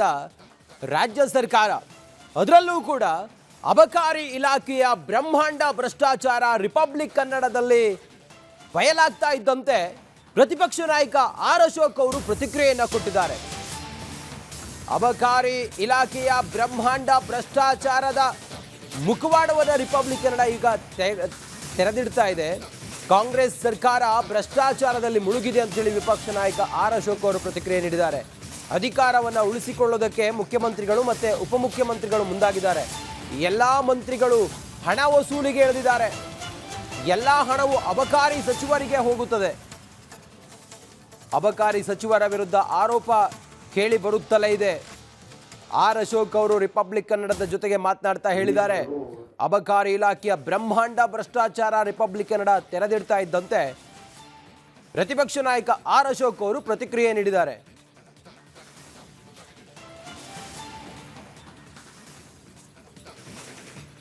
ಅಬಕಾರಿ ಇಲಾಖೆಯ ಅಧಿಕಾರಿ ಸುಮಾರು 2.5 ಕೋಟಿವರೆಗೂ ಕೂಡ ಲೈಸೆನ್ಸ್ಗೆ ಬೇಡಿಕೆ ಇಟ್ಟು ಅದನ್ನು ಮಂತ್ರಿಗಳಿಗೆ ಕೊಡಬೇಕು, ನಾನು ಅದನ್ನು ಕೆಳಹಂತದ ಅಧಿಕಾರಿಗಳ ಕೊಡಬೇಕು, ನಾನು 2.5 ಕೋಟಿ ಬೇಕಾಗುತ್ತೆ, ಯಾವುದೇ ನೆಗೋಷಿಯಬಲ್ ಇಲ್ಲ, ನಿಮ್ಮ ಕೆಲಸ ಆಗಬೇಕು ಅಂತ ಹೇಳಿದ್ರೆ ಹಣ ಕೊಡಿ ಅಂತೇಳಿ ಹೇಳ್ತಾರೆ. ಸರ್ಕಾರಿ ಫೀಸ್ ಕಟ್ಟಿಯಾದ ನಂತರವೂ ಕೂಡ ಇಷ್ಟು ಕೋಟಿ ಹಣ ಯಾಕೆ ಬೇಕು ಇವರಿಗೆ? ಸರ್ಕಾರದ ಹಣದಲ್ಲಿ ಇವ್ರಿಗೆ ಹೊಟ್ಟೆ ತುಂಬಲ್ವಾ?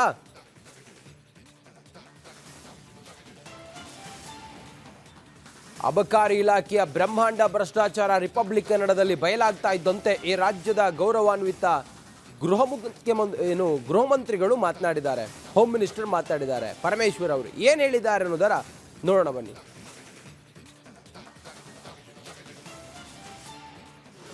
ತಿಮ್ಮಾಪುರ ಮೇಲೆ ಆರೋಪ ಬರ್ತಾ ಇದೆ ಸರ್, ಅಬಕಾರಿ ನಾನು ಗಮನಿಸಿಲ್ಲ. ಹಿಂದೆನೂ ಕೂಡ ಒಂದು ಸಾರಿ ಆ ರೀತಿ ಒಂದು ಹೇಳಿಕೆಗಳು ವಿರೋಧ ಪಕ್ಷದಿಂದ ಬಂದಿತ್ತು, ಆದರೆ ಈಗ ಬಂದಿರೋದನ್ನು ನಾನು ಗಮನಿಸಿಲ್ಲ. ತಿಮ್ಮಾಪುರ ಮೇಲೆ ಆರೋಪ ಬರ್ತಾ ಇದೆ ಸರ್, ಅಬಕಾರಿ ನಾನು ಗಮನಿಸಿಲ್ಲ. ಹಿಂದೆನೂ ಕೂಡ ಒಂದು ಸಾರಿ ಆ ರೀತಿ ಒಂದು ಹೇಳಿಕೆಗಳು ವಿರೋಧ ಪಕ್ಷದಿಂದ ಬಂದಿತ್ತು, ಆದರೆ ಈಗ ಬಂದಿರೋದನ್ನು ನಾನು ಗಮನಿಸಿಲ್ಲ. ತಿಮ್ಮಾಪುರ ಮೇಲೆ ಆರೋಪ ಬರ್ತಾ ಇದೆ ಸರ್, ಅಬಕಾರಿ ನಾನು ಗಮನಿಸಿಲ್ಲ. ಹಿಂದೆನೂ ಕೂಡ ಒಂದು ಸಾರಿ. ಇನ್ನು ಈ ಅಬಕಾರಿ ಇಲಾಖೆಯ ಕರ್ಮಕಾಂಡವನ್ನು ರಿಪಬ್ಲಿಕ್ ಕನ್ನಡ ಎಳೆಯಾಗಿ ತೆರೆದಿಟ್ಟ ನಂತರ ಆರ್ ಅಶೋಕ್ ಅವರು ಪ್ರತಿಕ್ರಿಯೆ ನೀಡಿದ್ದಾರೆ. ಬನ್ನಿ ನೋಡೋಣ ಏನು ಹೇಳಿದ್ದಾರೆ, ಕೇಳೋಣ. ಇದು ಇಡೀ ಸರ್ಕಾರ ಇವತ್ತು ಲಂಚಾವತಾರದಲ್ಲಿ ಮುಳುಗೋಗಿದೆ. ಯಾಕಂದ್ರೆ ಅಲ್ಲಿ ರಾಹುಲ್ ಗಾಂಧಿಗೆ ಬೇರೆ ದುಡ್ಡಿಲ್ಲ, ಕರ್ನಾಟಕ ಒಂದೇ ಅವ್ರಿಗೆ ATM ಔಟಿದೆ. ದುಡ್ಡು ಒಡೆದು ಕೊಡ್ಬೇಕು ಇವ್ರಿಗೆ, ಇಲ್ಲ ಅಂದ್ರೆ ಮಂತ್ರಿಗಿರಿ ಇಲ್ಲ. 6 ತಿಂಗಳಿಗೆ 3 ತಿಂಗಳಿಗೆ ರೀಶಫಲ್ ಅಂತ ಯಾವಾಗ ಮುಖ್ಯಮಂತ್ರಿ ರೀಶಫಲ್ ಅಂತ ಹೇಳ್ತಾರೋ ಅವಾಗೆಲ್ಲ ದುಡ್ಡು ವಸೂಲಿ. ಇವತ್ತು ಇದು ಮೊದಲನೇದಲ್ಲ, ಇದು 3ನೇ ಬಾರಿ ಈ ಮಂತ್ರಿ ಸಿಕ್ಕಾಕೊಂಡಿರೋಂಥದ್ದು. ಇಷ್ಟು ಮಾನ ಮರ್ಯಾದೆ ಇದ್ರೆ ಈ ಸರ್ಕಾರಕ್ಕೆ ಯಾವತ್ತೋ ತೆಗಿಬೇಕಾಯ್ತು. ಆದ್ರೆ ಇವರು ದುಡ್ಡು ಕೊಡ್ತಾರೆ ಅನ್ನೋ ಒಂದೇ ಹಾಲ್ ಕರಿತ ಹಸು ಅಂತ ಹೇಳ್ತಾರಲ್ಲ, ಒಳ್ಳೆ ಹಾಲ್ ಕರಿಯೋ ಹಸು ಇದು ಕರಪ್ಷನ್ ಮಾಡುವಂಥದ್ದು. ಅದಕ್ಕೆ ಇವರು ಮಂತ್ರಿಗೆ ದುಡ್ಡು ಕೊಡಕ್ಕೆ ಇವೆಲ್ಲ ಕಲೆಕ್ಟ್ ಮಾಡ್ತಾ ಇರೋದು. ಒಂದೊಂದು ವೈನ್ ಸ್ಟೋರ್ಗೂ ಕೂಡ 2.5-3 ಲಕ್ಷ ವಸೂಲಿ ಮಾಡ್ತಾ ಇದ್ದಾರೆ. ಅಂದ್ರೆ ಅವ್ರು ಹೇಳೋದಂಥದ್ದು, ನಾವು ವೈನ್ ಸ್ಟೋರ್ಗಳನ್ನ ನಾವು ಟ್ರಾನ್ಸ್ಪರೆಂಟ್ ಆಗಿ ಹಂಚ್ತಾ ಇದ್ದೀರಿ ಅಂತ. ಟ್ರಾನ್ಸ್ಪರೆಂಟ್ ಅಂದ್ರೆ ಇದರೇ ದುಡ್ಡು, ಟ್ರಾನ್ಸ್ಪರೆಂಟ್ ಅಂದ್ರೆ ದುಡ್ಡು ವಸೂಲಿ ಅಂತ ಇವತ್ತು ಕಾಂಗ್ರೆಸ್ ಅವರು. ಯಾರೇ ಬರೋದಾದ್ರೂ ದುಡ್ಡು ಕೊಡ್ಲೇಬೇಕು ಅಂತ, ಭೇದ ಭಾವ ಇಲ್ಲದೆ ದುಡ್ಡು ಕೊಡ್ಬೇಕು ಅಂತ. ಏನ್ ಅದಕ್ಕೆ ಯಾವ್ದು ಇಲ್ಲ, ಹಿಂದುಳಿದವರು ಇಲ್ಲ, ಮುಂದುಳಿದವರು ಇಲ್ಲ, SCಗಳಿಲ್ಲ, ಎಲ್ಲರೂ ದುಡ್ಡು ಕೊಡ್ಬೇಕು. ದುಡ್ಡು ಕೊಟ್ರೆ ನಿಮ್ಗೆ ವೈನ್ ಸ್ಟೋರ್ಸ್ ಶಾಂಕ್ಷನ್. ಅವಶ್ಯಕತೆ ಏನಿದೆ? ಇವ್ರು ಗಾಂಧೀಜಿ ಗಾಂಧೀಜಿ ಗಾಂಧೀಜಿ ಅಂತಾರಲ್ಲ, ಗಾಂಧೀಜಿ ಪಾನ ನಿರೋಧ ಮಾಡಿ ಅಂತ ಹೇಳಿದ್ರು. ಇವ್ರು ಗಾಂಧೀಜಿ ಹೆಸರು ಹೇಳ್ಕೊಂಡು ಈಗ ವಿಶೇಷ ಅಧಿವೇಶನ ಕರೀತಾವ್ರೆ. ಗಾಂಧೀಜಿ ಹೆಸರು ತೆಗೆದು ಹಾಕಿದ್ದಾರೆ ಬಿಜೆಪಿ ಅವರು ಅಂತ ಹೇಳ್ಬಿಟ್ಟು. ಈಗ ಮಾನ ಮರ್ಯಾದೆ ಬೇಡವಾ ನಿಮ್ಗೆ? ದುಡ್ಡು ವಸೂಲಿ ಮಾಡ್ತಾ ಇದ್ದೀರಲ್ಲ ನೀವು ಹೆಸರಲ್ಲಿ. ನ್ಯೂ ಇಯರ್ ಟೈಮಲ್ಲಿ ಪಾಪ ಕಂಠಮಟ್ಟ ಕುಡ್ದವ್ರನ್ನೆಲ್ಲ ಮನೆ ತಲುಪಿಸುವಂತ ಒಂದು ಸಮಾಜೋದ್ಧಾರದ ಕೆಲಸ ನಿರ್ಣಯಗಳನ್ನ ಕೈಗೊಂಡ್ರು. ಇನ್ನು ಮನೆಗೆ ತಲುಪಿಸುವಂತ ಪ್ಲಾನ್ ಬೇರೆ ಒಂದು ಆಗೋದು ಬಾಕಿ ಇದೆ ಅಂತ ಅನ್ಸುತ್ತೆ. ಇನ್ನು ಅಬಕಾರಿ ಲಂಚಾವತಾರ ಅಂತೂ ನೋಡ್ತಾನೆ ಇದೀವಿ. ಆರ್ ಅಶೋಕ್ ಅವರೇ, ಬಿಜೆಪಿ ಇದ್ರ ವಿರುದ್ಧ ಯಾವ ರೀತಿ ಹೋರಾಟ ಮಾಡುತ್ತೆ? ಈ ಹಿಂದೆ 40% ಕಮಿಷನ್ ಅಂತ ಬರೀ ಲಂಚದ ವಿಚಾರ ಇಟ್ಕೊಂಡು ನಿಮ್ ಗೌರ್ಮೆಂಟ್ ಬೀಳ್ಸಿದ್ರು ಅವರು. ಏನ್ ಮಾಡ್ತೀರಿ ಈ ವಿಚಾರದಲ್ಲಿ? ಅದು ಚುನಾವಣೆ ಬಂದಿತ್ತು, ಆ ಟೈಮಲ್ಲಿ ಮಾಡಿದ್ರು ಅಷ್ಟೇ. ಅವರು 5 ವರ್ಷ ಪೂರ್ತಿ ಸುಮ್ಮನೆ ಇದ್ರು. ಚುನಾವಣೆ ಬಂದಾಗ ಮಾಡಿದ್ರು. ಈಗ ನಾವು ಇದನ್ನ ಹೋರಾಟ ನಾವು ಮಾಡ್ತಾ ಇದ್ದೀರಿ. ಈಗಾಗ್ಲೇ ನೆನ್ನೆ ಬಳ್ಳಾರಿ ಫೈರಿಂಗ್ದು ಗಲಾಟೆ ಮಾಡ್ತಾ ಇದ್ದೀರಿ. ಡ್ರಗ್ ಮಾಫಿಯಾದು 21ನೇ ತಾರೀಕೇನೋ ಫಿಕ್ಸ್ ಆಗಿದೆ. ಸೊ ಈ ವಿಚಾರನೂ ಕೂಡ ದಿನಕ್ಕೊಂದೊಂದು ಒಂದು ಹೋರಾಟನ ತಾರ್ಕಿಕ ಅಂತ್ಯಕ್ಕೆ ತಗೊಂಡೋಗಕ್ ಆಗ್ತಾ ಇಲ್ಲ ನಮ್ ಕೈಲಿ. ಯಾಕೆ ಅಂತ ಹೇಳಿದ್ರೆ ದಿನ ಒಂದೊಂದು ಹೋರಾಟ ಕೊಡ್ತಾರೆ. ನಾಚಿಕೆ ಇಲ್ಲ ಈ ಸರ್ಕಾರಕ್ಕೆ. ಇದಿಷ್ಟು ಲೂಟಿ ಅಂದ್ರೆ ಇವರಿಬ್ರು ಅಧಿಕಾರ ಉಳಿಸ್ಕೊಳಕೋಸ್ಕರ ಸಿದ್ದರಾಮಯ್ಯ ಮತ್ತು DK ಶಿವಕುಮಾರ್ ಎಲ್ಲರಿಗೂ ದುಡ್ಡ ಕಲೆಕ್ಷನ್ ಇಳಿದ್ಬಿಟ್ಟಿದ್ದಾರೆ. ಅದರಿಂದ ಮಂತ್ರಿಗಳೆಲ್ಲ ಕಲೆಕ್ಷನ್ಗೆ ಮಾಸ್ಟರ್ಗಳು ಔಟ್ ಅವ್ರಿದೆ. ಡಿಗ್ರಿ ಪ್ರೊಫೆಸರ್ಗಳು ಔಟ್ ಇದ್ದಾರೆ ದುಡ್ಡು ವಸೂಲಿಯಲ್ಲಿ ಇವತ್ತು Congress. Okay, major allegation R Ashok ಅವ್ರು ಮಾಡ್ತಾ ಇರುವಂತದ್ದು, ಯಾವಾಗೆಲ್ಲ ಮುಖ್ಯಮಂತ್ರಿ ಬದಲಾವಣೆ ವಿಚಾರ ಬರುತ್ತೆ ಅವಾಗೆಲ್ಲ ಸೆಂಟ್ರಲ್ ದುಡ್ಡು ಕಳಿಸ್ಬೇಕಾಗತ್ತೆ, ಹಂಗಾಗಿ ಇಲ್ಲೆಲ್ಲ ಮಿನಿಸ್ಟರ್ಸ್ ಕೂಡ ವಸೂಲಿಗೆ ಇಳಿದು ಬಿಟ್ಟಿದ್ದಾರೆ ಅಂತ. ಆರ್ ಅಶೋಕ್ ಅವರ ಇದರಲ್ಲೂ ಕೂಡ ಅಬಕಾರಿ ಸಚಿವರ ಹೆಸರು ಬರುತ್ತೆ ಈ ಆಡಿಯೋದಲ್ಲಿ. ಸೊ ಅಬಕಾರಿ ಸಚಿವರಿಗೆ, ತಿಮ್ಮಾಪುರ ಅವರಿಗೆ ದುಡ್ಡು ಹೋಗುತ್ತೆ ಅಂತಾನ? ಇದ್ರ ಅರ್ಥ ಏನು ಅಂತ ಡೌಟ್ ಇಟ್ಕೊಂಬೇಡಿ. ಅಬಕಾರಿ ಸಚಿವರಿಗೆ ದುಡ್ಡು ಹೋಗೋದು ಫಿಕ್ಸ್ ಮಾಡ್ಬಿಟ್ಟಿದ್ದಾರೆ. ಅದು ಮುಖ್ಯಮಂತ್ರಿಗೆ ಇದಿದ್ರೆ, ಗೌರವ ಇದ್ರೆ ಇಮಿಡಿಯೇಟ್ ಆಗಿ ರಾಜೀನಾಮೆ ತಗೊಬೇಕು ಅವ್ರದ್ದು. ಇಮಿಡಿಯೇಟ್ ಆಗಿ ರಾಜೀನಾಮೆ ತಗೊಬೇಕು ಅವ್ರದ್ದು. ಯಾಕೆ ಹಿಂಗ್ ಬಿಟ್ಕೊಂಡಿದ್ದಾರೆ? ಇಷ್ಟಾದ್ಮೇಲೂ ಕೂಡ ಮಾಧ್ಯಮದಲ್ಲಿ ಬಂದ್ಮೇಲೆ ಇದು ಎರಡನೇ ಸರಿ ಮಾಧ್ಯಮದಲ್ಲಿ ಬಂದ ಮೇಲೂ ಕೂಡ ಅವ್ರನ್ನ ಉಳಿಸ್ಕೊಂತಾರೆ ಅಂದ್ರೆ ಜಾಸ್ತಿ ದುಡ್ಡು ಕೊಡ್ತಾರೆ ಅಂತ ಅಷ್ಟೇ.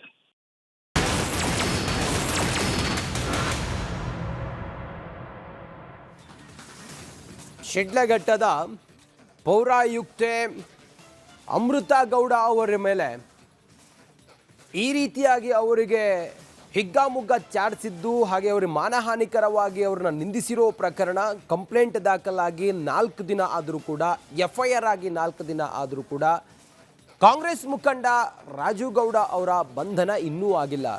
ನಿರೀಕ್ಷಣಾ ಜಾಮೀನು ಕೂಡ ಮುಂದೂಡಿಕೆಯಾಗಿದೆ. ಈ ಕುರಿತು ಒಂದು ವರದಿ ಇದೆ, ಬನ್ನಿ ನೋಡೋಣ.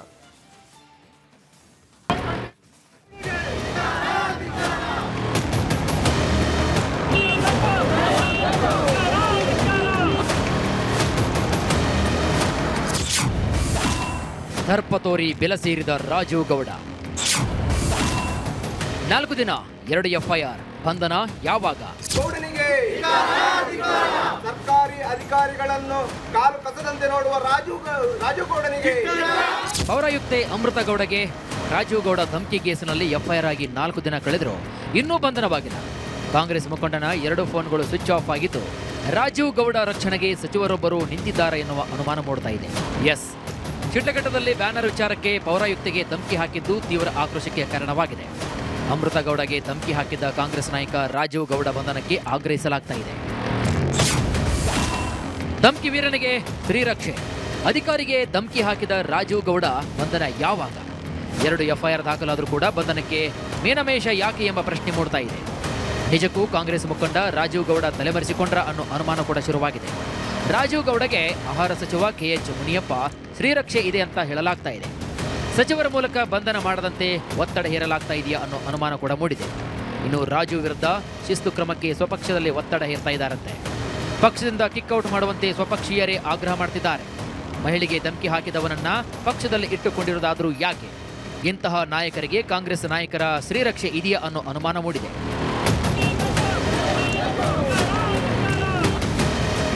ಇನ್ನು ರಾಜೀವ್ ಗೌಡ ಬಂಧನಕ್ಕೆ ಆಗ್ರಹಿಸಿ ಕರವೇ ಸಿಂಹ ಸೈನ್ಯ ಕಾರ್ಯಕರ್ತರು ಪೋಸ್ಟರ್ಗಳನ್ನು ಹಂಚಿ ಆಕ್ರೋಶವನ್ನು ವ್ಯಕ್ತಪಡಿಸಿದರು.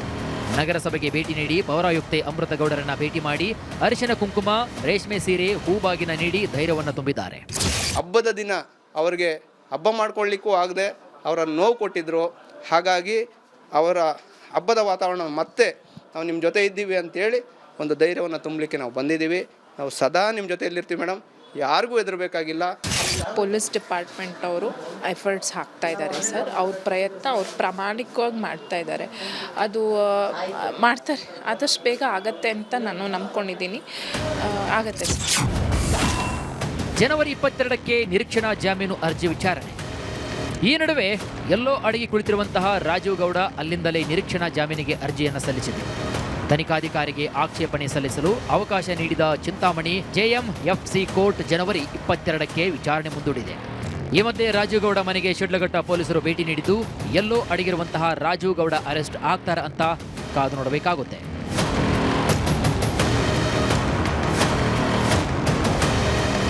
ಮಂಜುನಾಥ್ ದಿನ್ನೂರ್, ರಿಪಬ್ಲಿಕ್ ಕನ್ನಡ, ಚಿಕ್ಕಬಳ್ಳಾಪುರ. ನಮ್ಮ ಪ್ರತಿನಿಧಿ ಬಸವರಾಜ್ ಈಗ ನಮ್ಮ ಜೊತೆಯಲ್ಲಿ ನೇರ ಸಂಪರ್ಕದಲ್ಲಿದ್ದಾರೆ. ಬಸವರಾಜ್, ರಾಜೀವ್ ಗೌಡ ಇನ್ನೂ ಅವ್ರನ್ನ ವಶಕ್ಕೆ ಪಡ್ಕೊಂಡಿಲ್ಲ. 4 ದಿನ ಆಗಿದೆ FIR ಆಗಿ. ಏನಿದು, ಯಾರಾದರೂ ಗಾರ್ಡ್ ಮಾಡ್ತಾ ಇದ್ದಾರೆ ಅವರನ್ನ? ಯಾರಾದರೂ ಅವ್ರನ್ನ ಸೇಫ್ ಗಾರ್ಡ್ ಮಾಡ್ತಾ ಇದ್ದಾರಾ? ಏನು ಕತೆ ಅಂತ ಬಸವರಾಜ್?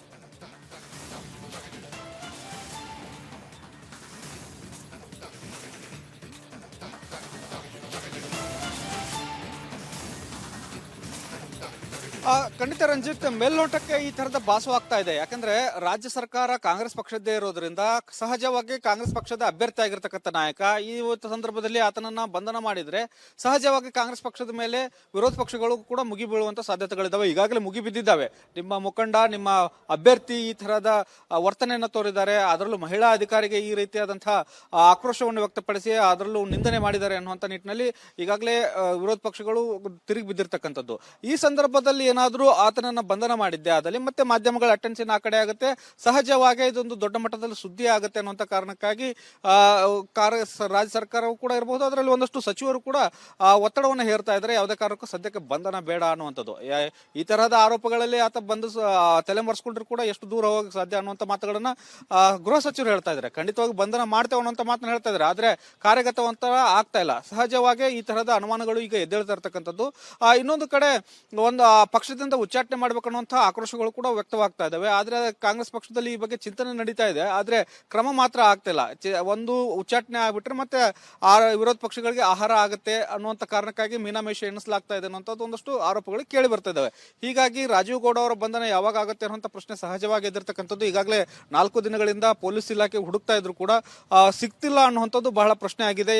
ಎಂತಹ ಅಪರಾಧಿಗಳನ್ನು ಹಿಡ್ಕೊಂಡ್ ಬರ್ತಕ್ಕಂಥ ಪೊಲೀಸ್ ಇಲಾಖೆ ಈ ತರಹದ ಒಂದು ಸಣ್ಣ ಅಪರಾಧವನ್ನು ಮಾಡಿದಂಥವ್ರನ್ನ ಹಿಡಿಯೋಕೆ ಇಷ್ಟೊಂದು ಸಮಯ ಬೇಕಾನ್ನುವಂಥ ಪ್ರಶ್ನೆಗಳು ಎದುರಿದ್ದಾವೆ. ಹಾಗಾಗಿ ಸರ್ಕಾರದಲ್ಲಿ ಅವರಿಗೆ ಒಂದಷ್ಟು ಬೆಂಬಲ ಸಿಗ್ತಾ ಇದೆ ಮತ್ತು ಅವರಿಗೆ ಪರವಾಗಿ ಒಂದಷ್ಟು ಲಾಭಿಯನ್ನ ಮಾಡಲಾಗ್ತಾ ಇದೆ ಅನ್ನುವಂಥ ಅನುಮಾನಗಳು ಈಗ ವ್ಯಕ್ತವಾಗ್ತಾ ಇದಾವೆ. ಸಹಜವಾಗಿ ಸಾರ್ವಜನಿಕರಲ್ಲೂ ಕೂಡ ಆಕ್ರೋಶ ಕೂಡ ವ್ಯಕ್ತವಾಗ್ತಾ ಇರ್ತಕ್ಕಂಥದ್ದು. ರಂಜಿತ್, ಓಕೆ, ಥ್ಯಾಂಕ್ ಯು ನಿಮ್ಮೆಲ್ಲ ಮಾಹಿತಿಗಾಗಿ ಬಸವರಾಜ್.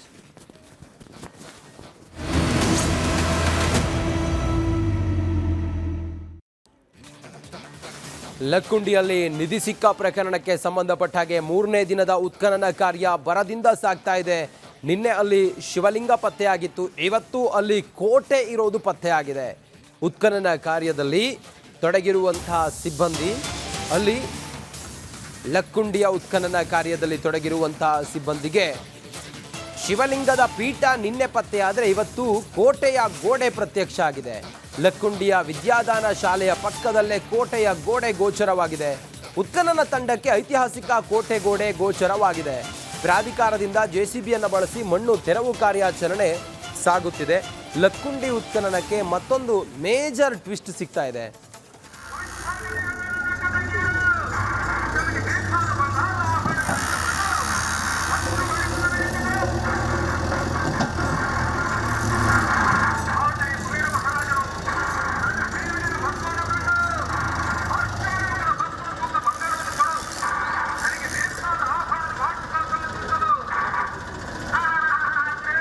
ಐತಿಹಾಸಿಕ ಲಕ್ಕುಂಡಿ ಗ್ರಾಮದಲ್ಲಿ ನಿಧಿ ಸಿಕ್ಕ ಬೆನ್ನಲ್ಲೇ ಇವಾಗ ಉತ್ಖನನ ಕಾರ್ಯ ನಡೀತಾ ಇದೆ. 3ನೇ ದಿನ ಉತ್ಖನನ ಕಾರ್ಯ ನಡೀತಾ ಇತ್ತು.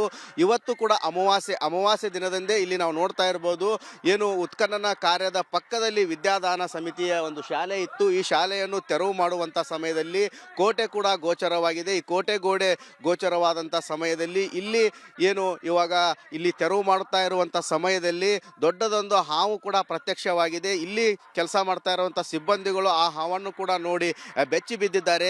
ಯಾಕಂತಂದ್ರೆ ನಿಧಿ ಇದೆ ಅಂತಂದ ಕೂಡಲೇ ಅಲ್ಲಿ ನಾಗರ ಸರ್ಪಗಳು ಇರ್ತಾವೆ ಅನ್ನೋದು ನಂಬಿಕೆ ಇತ್ತು. ಹೀಗಾಗಿ ಈ ಒಂದು ಹಾವು ಪ್ರತ್ಯಕ್ಷವಾಗಿರೋದ್ರಿಂದ ಗ್ರಾಮದಲ್ಲಿ ಸಾಕಷ್ಟು ಆತಂಕ ಎದುರಾಗಿದೆ ಮತ್ತು ವಿಸ್ಮಯ ಕೂಡ ಆಗ್ತಾ ಇದೆ. ಇವಾಗ ಈ ಒಂದು ಶಾಲೆಯ ಹಿಂಭಾಗದಲ್ಲಿ ಪುರಾತನ ಕಾಲದ ಏನೋ ಒಂದು ಕೋಟೆ ಗೋಡೆ ಕೂಡ ಪ್ರತ್ಯಕ್ಷವಾಗಿದೆ, ಗೋಚರವಾಗಿದೆ.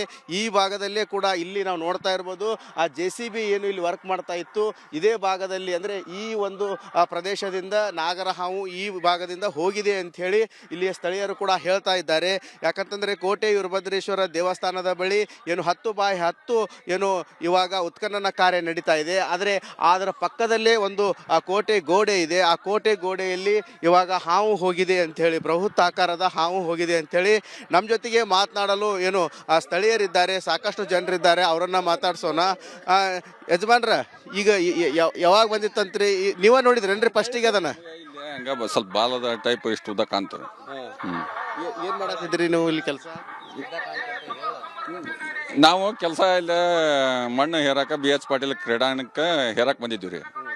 ಆ ಸಮಯದಾಗ ರಾತ್ರಿ 3:30 ಸುಮಾರು ಕಾಣ್ತಾರೆ. ಅದು ಇಲ್ಲಿಂದ ಹಿಂಗ ಹೋಗಿದೆ, ಹಿಂಗ ಹೋಯ್ತು. ದೊಡ್ಡದೈತ್ರಿ ನಮ್ಗೆ, ಅಂದ್ರೆ ಈ ಸುಮಾರು ಬಾಲ ಹಿಂಗ ಕಾಣ್ತೀರಿ ಅದು. ಹೋಗಿದೆ ಒಟ್ಟು. ಇವತ್ತು ಅಮಾವಾಸ್ಯೆ ಒಂದೈತಿ, ಇವತ್ತ ಅಮಾವಾಸ್ಯೆ ರೀ. ಏನ್ ಅನಿಸ್ತು ನಿಮಗೆ ಅದು ನೋಡ್ಕೊಡ್ಲೆ? ನಾವು ಅಲ್ಲಿಂದ ಓಡಿ ಬಂದ್ವಿ. ನಾವು ಒಂದು ವಿಡಿಯೋ ಮಾಡ್ತಾ ಇದ್ವಿ. ಹೆಚ್ಚಿನ ಮಾಹಿತಿಯೊಂದಿಗೆ ನಮ್ಮ ಪ್ರತಿನಿಧಿ ಮಂಜು ಪತ್ತಾರ್ ಈಗ ನಮ್ಮ ಜೊತೆಯಲ್ಲಿ ನೇರ ಸಂಪರ್ಕದಲ್ಲಿದ್ದಾರೆ. ಮಂಜು, ಉತ್ಖನನ ಕಾರ್ಯ ಇವತ್ತು 3ನೇ ದಿನ. ಇವತ್ತು ಕೋಟೆ ಗೋಡೆ ಪತ್ತೆ ಆಗಿದೆಯಂತೆ. ಇದರ ಇತಿಹಾಸದ ಬಗ್ಗೆ ಏನಾದರೂ ವಿಚಾರ ಮಾಡಿದ್ರಾ? ಹೇಗೆ ಜನ ಏನು ಹೇಳ್ತಾರೆ, ಸಿಬ್ಬಂದಿಗಳು ಏನು ಹೇಳ್ತಾರೆ?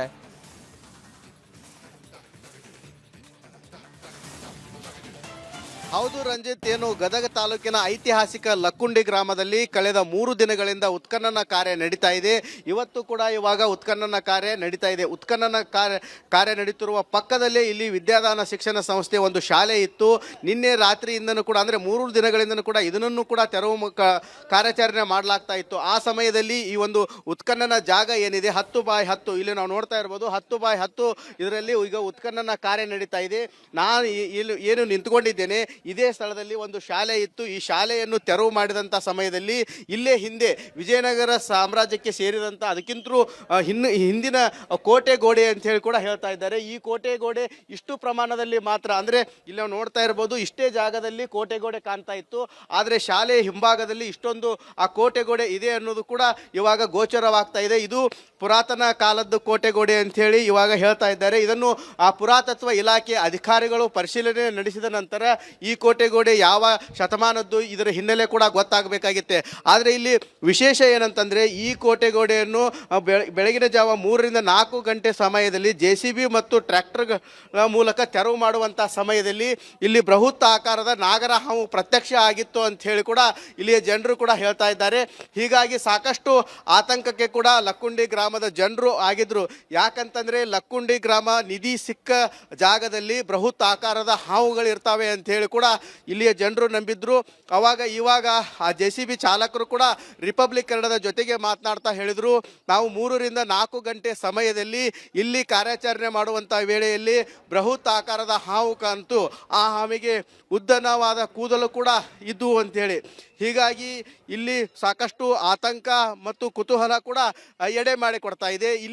ನಾವು ಇಲ್ಲಿ ದೃಶ್ಯದಲ್ಲಿ ಕೂಡ ಈ ಒಂದು ಭಾಗದಲ್ಲಿ ಏನೋ ಒಂದು ಶಿವಲಿಂಗ ಕೂಡ ಪ್ರತ್ಯಕ್ಷವಾಗಿದೆ.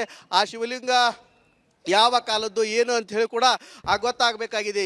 ಈಗಾಗಲೇ ಪುರಾತತ್ವ ಇಲಾಖೆ ಅಧಿಕಾರಿಗಳು ಕೂಡ ಆ ಸ್ಥಳಕ್ಕೆ ಬಂದಿದ್ದರು. ನಿನ್ನೆ ಏನು ಆ ಶಿವಲಿಂಗದ ಪಾಣಿಪೀಠ ಏನಿತ್ತು ಆ ಪಾಣಿಪೀಠ ಯಾವ ಕಾಲದ್ದು ಏನು ಅಂತ ಹೇಳಿ ಕೂಡ ಅದ್ರ ಬಗ್ಗೆನೂ ಕೂಡ ಮಾಹಿತಿ ಕಲೆ ಹಾಕ್ತಾ ಇದ್ದಾರೆ. ಒಟ್ಟಾರೆ ಹೇಳ್ಬೇಕಂತಂದರೆ ಕಳೆದ 3 ದಿನಗಳಿಂದ ಏನು ಲಕ್ಕುಂಡಿ ಗ್ರಾಮದಲ್ಲಿ ಉತ್ಖನನ ಕಾರ್ಯ ನಡೀತಾ ಇದೆ, ಈ ಉತ್ಖನನ ಕಾರ್ಯದ ಸಮಯದಲ್ಲಿ ಸಾಕಷ್ಟು ಪುರಾತನ ವಸ್ತುಗಳು ಕೂಡ ಸಿಗ್ತಾ ಇದ್ದಾವೆ. ಇವಾಗ ಹಾವು ಕೂಡ ಪ್ರತ್ಯಕ್ಷವಾಗಿದೆ. ಅದರಲ್ಲೂ ಅಮಾವಾಸ್ಯೆ ಇರೋದರಿಂದ ಈ ಒಂದು ಹಾವು ಪ್ರತ್ಯಕ್ಷವಾಗಿರೋದು ಗ್ರಾಮಸ್ಥರಲ್ಲಿ ಆತಂಕ ಮತ್ತು ಕುತೂಹಲಕ್ಕೆ ಎಡೆ ಮಾಡಿ ಕೊಡ್ತಾ ಇದೆ ಅಂತಲೇ ಹೇಳ್ಬೋದು. ರಂಜಿತ್. ಓಕೆ, ಥ್ಯಾಂಕ್ ಯು ನಿಮ್ಮೆಲ್ಲ ಮಾಹಿತಿಗಾಗಿ.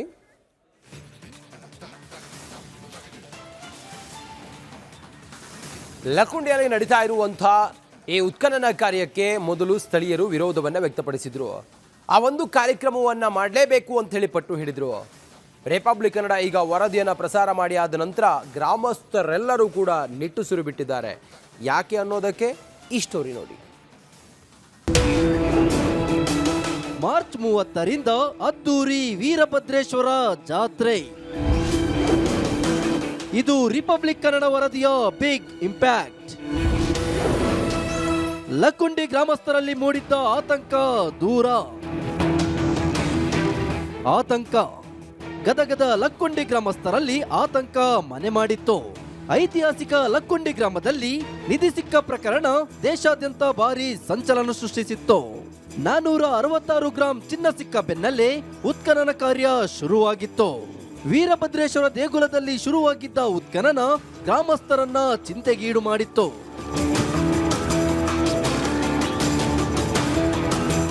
ಎಸ್, ಲಕ್ಕುಂಡಿಯಲ್ಲಿ ನಿಧಿ ಉತ್ಖನನಕ್ಕೆ ಸ್ಥಳೀಯರ ವಿರೋಧ ವ್ಯಕ್ತಪಡಿಸೋದಕ್ಕೆ ಜಾತ್ರೆ ರದ್ದಾಗುವ ಆತಂಕ ಕೂಡ ಕಾರಣ ಎನ್ನಲಾಗ್ತಿದೆ.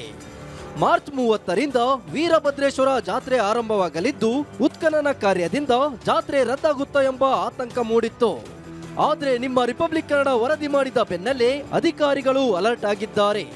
ವೀರಭದ್ರೇಶ್ವರ ಜಾತ್ರೆಗೆ ಯಾವುದೇ ತೊಡಕು ಉಂಟಾಗಲ್ಲ ಎಂದು ಭರವಸೆ ನೀಡಿದ್ದಾರೆ. ಏನು ಉತ್ಖನನ ಪ್ರದೇಶದಲ್ಲಿ ಅಂತ ಹೇಳಿದ್ರೆ ನಾವು ನೋಡಿದ್ದು ಅದಕ್ಕಿಂತ ಮುಂಚೆ ಅವ್ರಿಗೇನು ಒಂದು ಪ್ಲೇಸ್ ಯಾವುದಂತಾರೆ ಆ ಪ್ಲೇಸ್ ಬಿಟ್ಟು ನಾವು ಉಳಿದಲ್ಲಿ ಉತ್ಖನನ ಮಾಡ್ತೀವಿ. ಅವ್ರಿಗೆ ಯಾವುದೇ ರೀತಿ ನಮ್ಮ ಉತ್ಖನನಕ್ಕೆ ತೊಂದರೆ ಆಗಿರಬಾರ್ದು, ಅವ್ರ ಅಗ್ನಿಕುಂಡಕ್ಕೂ ಜಾತ್ರೆಗೆ ಅಗ್ನಿಕುಂಡಕ್ಕೂ ತೊಂದರೆ ಆಗಲಾರ್ದಂಗೆ ನಾವು ಪ್ರಾಧಿಕಾರದವರು ಅವ್ರ ಜೊತೆ ಚರ್ಚೆ ಮಾಡಿ ಅವ್ರದ್ದು ಒಂದು ಕೂಲಂಕಷವಾಗಿ ಚರ್ಚೆ ಮಾಡಿ ಅವರಿಗೂ ಒಂದು ಅನುಕೂಲ ಆಗೋಂಗೆ. ಯಾಕಂದ್ರೆ ಜಾತ್ರೆ ಅಂದ್ರೆ ಒಬ್ಬರದಲ್ಲ, ಎಲ್ಲ ಊರಿನವ್ರದ್ದು. ಒಟ್ನಲ್ಲಿ ರಿಪಬ್ಲಿಕ್ ಕನ್ನಡ ವರದಿ ಬೆನ್ನಲ್ಲೇ ಅಧಿಕಾರಿಗಳು ಅಲರ್ಟ್ ಆಗಿದ್ದು ಜಾತ್ರೆ ನಡೆಸಲು ಅನುಕೂಲ ಮಾಡಿಕೊಟ್ಟಿದ್ದು ನಿಜಕ್ಕೂ ಶ್ಲಾಘನೀಯ. ರಿಪಬ್ಲಿಕ್ ಕನ್ನಡದ ಈ ಮಹತ್ ಕಾರ್ಯಕ್ಕೆ ಗ್ರಾಮಸ್ಥರು ಧನ್ಯವಾದ ತಿಳಿಸಿದ್ದಾರೆ. ಮಂಜು ಪತ್ತಾರ್, ರಿಪಬ್ಲಿಕ್ ಕನ್ನಡ, ಗದಗ.